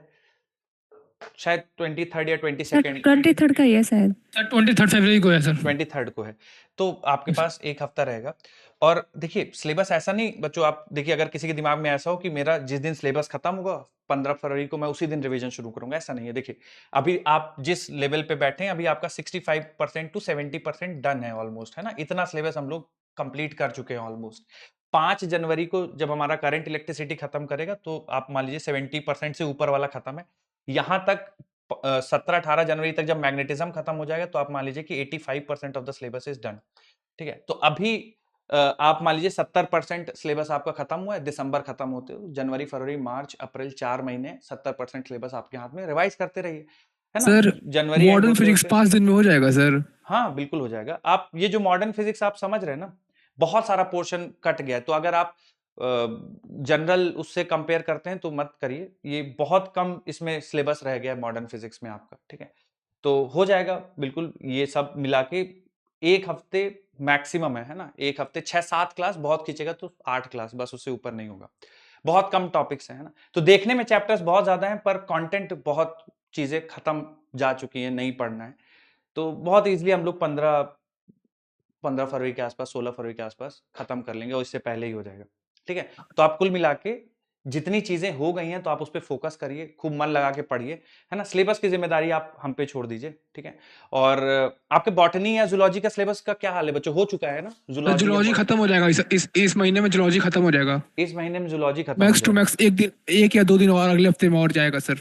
जूलॉजी वाला 15 जनवरी तक खत्म हो जाएगी, 10 जनवरी तक, फिर उसके बाद में उसी जगह पे वो इनऑर्गेनिक केमिस्ट्री हो जाएगी सर उसी जगह पे। अच्छा 10 जनवरी को आपको जूलॉजी खत्म हो रहा है? यस सर, उसी जगह पे इनऑर्गेनिक केमिस्ट्री शुरू होगी, लेकिन इनऑर्गेनिक चालू होगा सर, इनऑर्गेनिक जूलॉजी की जगह। और बॉटनी? तो बॉटनी तो सर चलेगा सर, 15-20 जनवरी तक खत्म हो जाएगी सर। जनवरी एंड 15-20 जनवरी तक खत्म हो जाएगी, मतलब 31 जनवरी एंड तक मान लेते हैं रिलैक्स उसमें, है ना? Yes sir. ओके, जूलॉजी हो गया, बॉटनी, केमिस्ट्री का क्या हाल चाल है बच्चों? वो कब तक चलेगा? ऑर्गेनिक सर वो भी सर हो जाएगा सर, जैसे सर पढ़ा रहे हैं सर 15 फरवरी मान के चलिए सर, 15 फरवरी। तो हम लोग लेट तो नहीं है, ठीक है? फिजिक्स में थोड़ा मेहनत रहती है। नहीं सर, ये बस ऑर्गेनिक का बता रहे हैं सर, केमिस्ट्री में ऑर्गेनिक का। अच्छा, और इनऑर्गेनिक? ये और इनऑर्गेनिक में सर अभी चलेगा सर, इनऑर्गेनिक तो सर अभी स्टार्ट होगा सर जनवरी से। ठीक है, तो हम यहाँ तक आप मान के चलिए, इसके अलावा हमारा कुछ जाएगा नहीं। और देखिए अगर आप इसके चाहते हैं कि इससे भी पहले हो तो मैं कुछ एक आध एक्स्ट्रा लेके कर दूंगा, बाकी आप आराम से भी हम लोग चलेंगे तो इससे ऊपर आपका सिलेबस नहीं जाएगा। फिर इतने के बाद आपके पास 2-2.5 महीने लगभग रहेगा, है ना, आधा फरवरी रहेगा, मार्च अप्रैल 2.5 महीने रहेंगे, आप रिवाइज करिए और अभी जो सिलेबस हो गया उस पर भी मेहनत करिए, धीरे धीरे जैसे जैसे आगे बढ़ते जाएंगे, आपके ITS शेड्यूल्ड हैं उस हिसाब से मेहनत करते जाइएगा, हो जाएगा, है ना। तो आपको ज्यादा कुछ लोड नहीं लेना है, बिल्कुल हम लोग ऑन ट्रैक है, 15 फरवरी मैक्सिमम आपका सिलेबस हो जाएगा, इससे ऊपर नहीं जाएगा, ठीक है। लगेगा अगर इससे ऊपर कुछ खींच रहा है तो मैं कुछ बीच में एक्स्ट्रा सर कोई नहीं सर, 23 फरवरी तक टाइमिंग टाइमिंग है सर, तब तक हो जाएगा। तो आप लोग आराम से इन सब चीजों में मत पड़िए, है ना। मुझे पता नहीं कहीं से पता चला कि कुछ आप लोगों को कंसर्न है, तो मैंने सोचा एड्रेस करते हैं इसको, घबराने की बात नहीं, आप आराम से जो हो गया उस पर मेहनत करिए। जो आपके टेस्ट आ रहे हैं, अगला टेस्ट का सिलेबस आपको पता है ना, फिजिक्स का 29 यस वाला सर, क्या है यस फिजिक्स सर। का सिलेबस आपका? ग्रेविटेशन और electric charge and field, electric charge बिल्कुल, एंड ग्रेविटेशन और चैप्टर नंबर 1, ठीक है। और आपका जो 19 जनवरी को टेस्ट है, AITS है आपका 19 जनवरी को, तो उस टेस्ट में आएगा जो हम लोग ये कैपेसिटेंस चैप्टर अभी कर रहे हैं वो आएगा, है ना। तो कैपेसिटेंस नेक्स्ट क्लास या नेक्स्ट टू नेक्स्ट क्लास तक हो जाएगा आपका सर। उसमें तो सर 19 पूरा जनवरी। 11th आ रहा है सर, प्लस वो भी आ रहा है कैपेसिटेंस तक पूरा, हाँ, AITS कैपेसिटेंस इन जो 90 था। हाँ, तो 19 जनवरी वाला सिलेबस हम लोग का अभी मैं 2-3 दिन अवेलेबल नहीं रहूंगा, फिर जब मैं मिलूंगा आप लोगों से तो मोस्ट प्रोबेबली नेक्स्ट सैटरडे तक आपका कैपेसिटेंस खत्म हो जाएगा, ठीक है।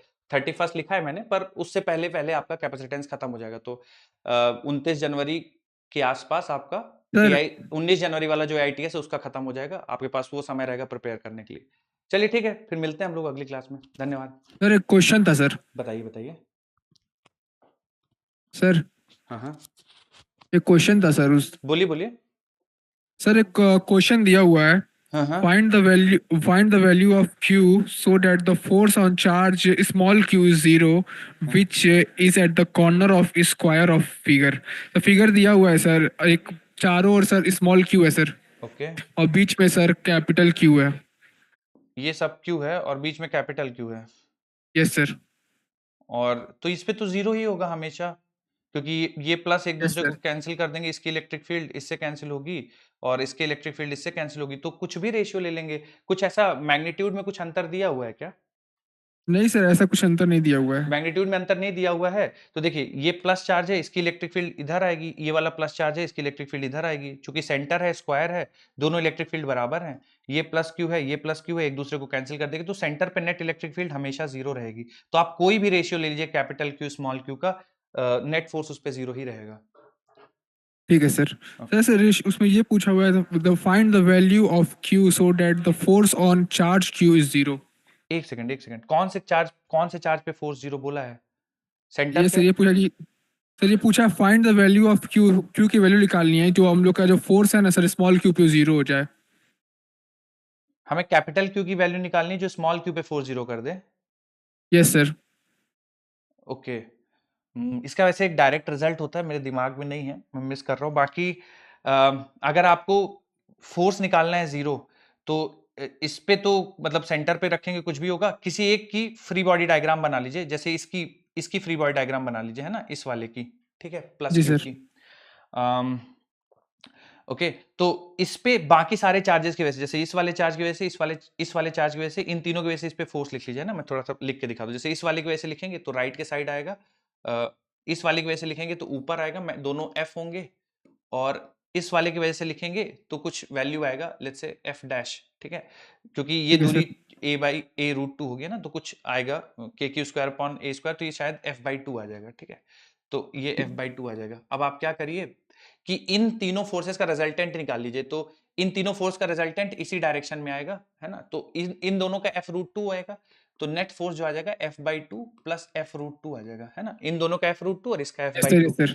अब ये जो नेट फोर्स लग रहा है ना इस प्लस क्यू पे बाहर की तरफ, इसको बैलेंस करेगा ये वाला चार्ज जो क्यू इधर रखा हुआ है, ठीक है, तो वो कितना फोर्स लगाएगा? वो लगाएगा k/q डिवाइडेड बाय a/√2 का होल स्क्वायर, है ना, ये a/√2 दूरी है, तो ये जो नेट फोर्स आया ना आपका f/2 प्लस f√2, इसको बैलेंस कर दीजिएगा k capital Q small q divided by a√2 का होल स्क्वायर, यानी a² इंटू 2, ठीक है। f का वैल्यू रख देंगे आप, तो k² अपॉन a², f का वैल्यू रख देंगे, सिंप्लीफाई करेंगे तो आंसर आ जाएगा, ठीक है। नहीं आता है तो आप फिर से पूछेगा, मैं बता दूंगा आपको, ठीक है। इसको आप फोटो खींच लीजिए, आप कर लीजिएगा, सिंप्लीफाई आ जाएगा आंसर, है ना। ठीक है सर। ठीक है सर। Thank you.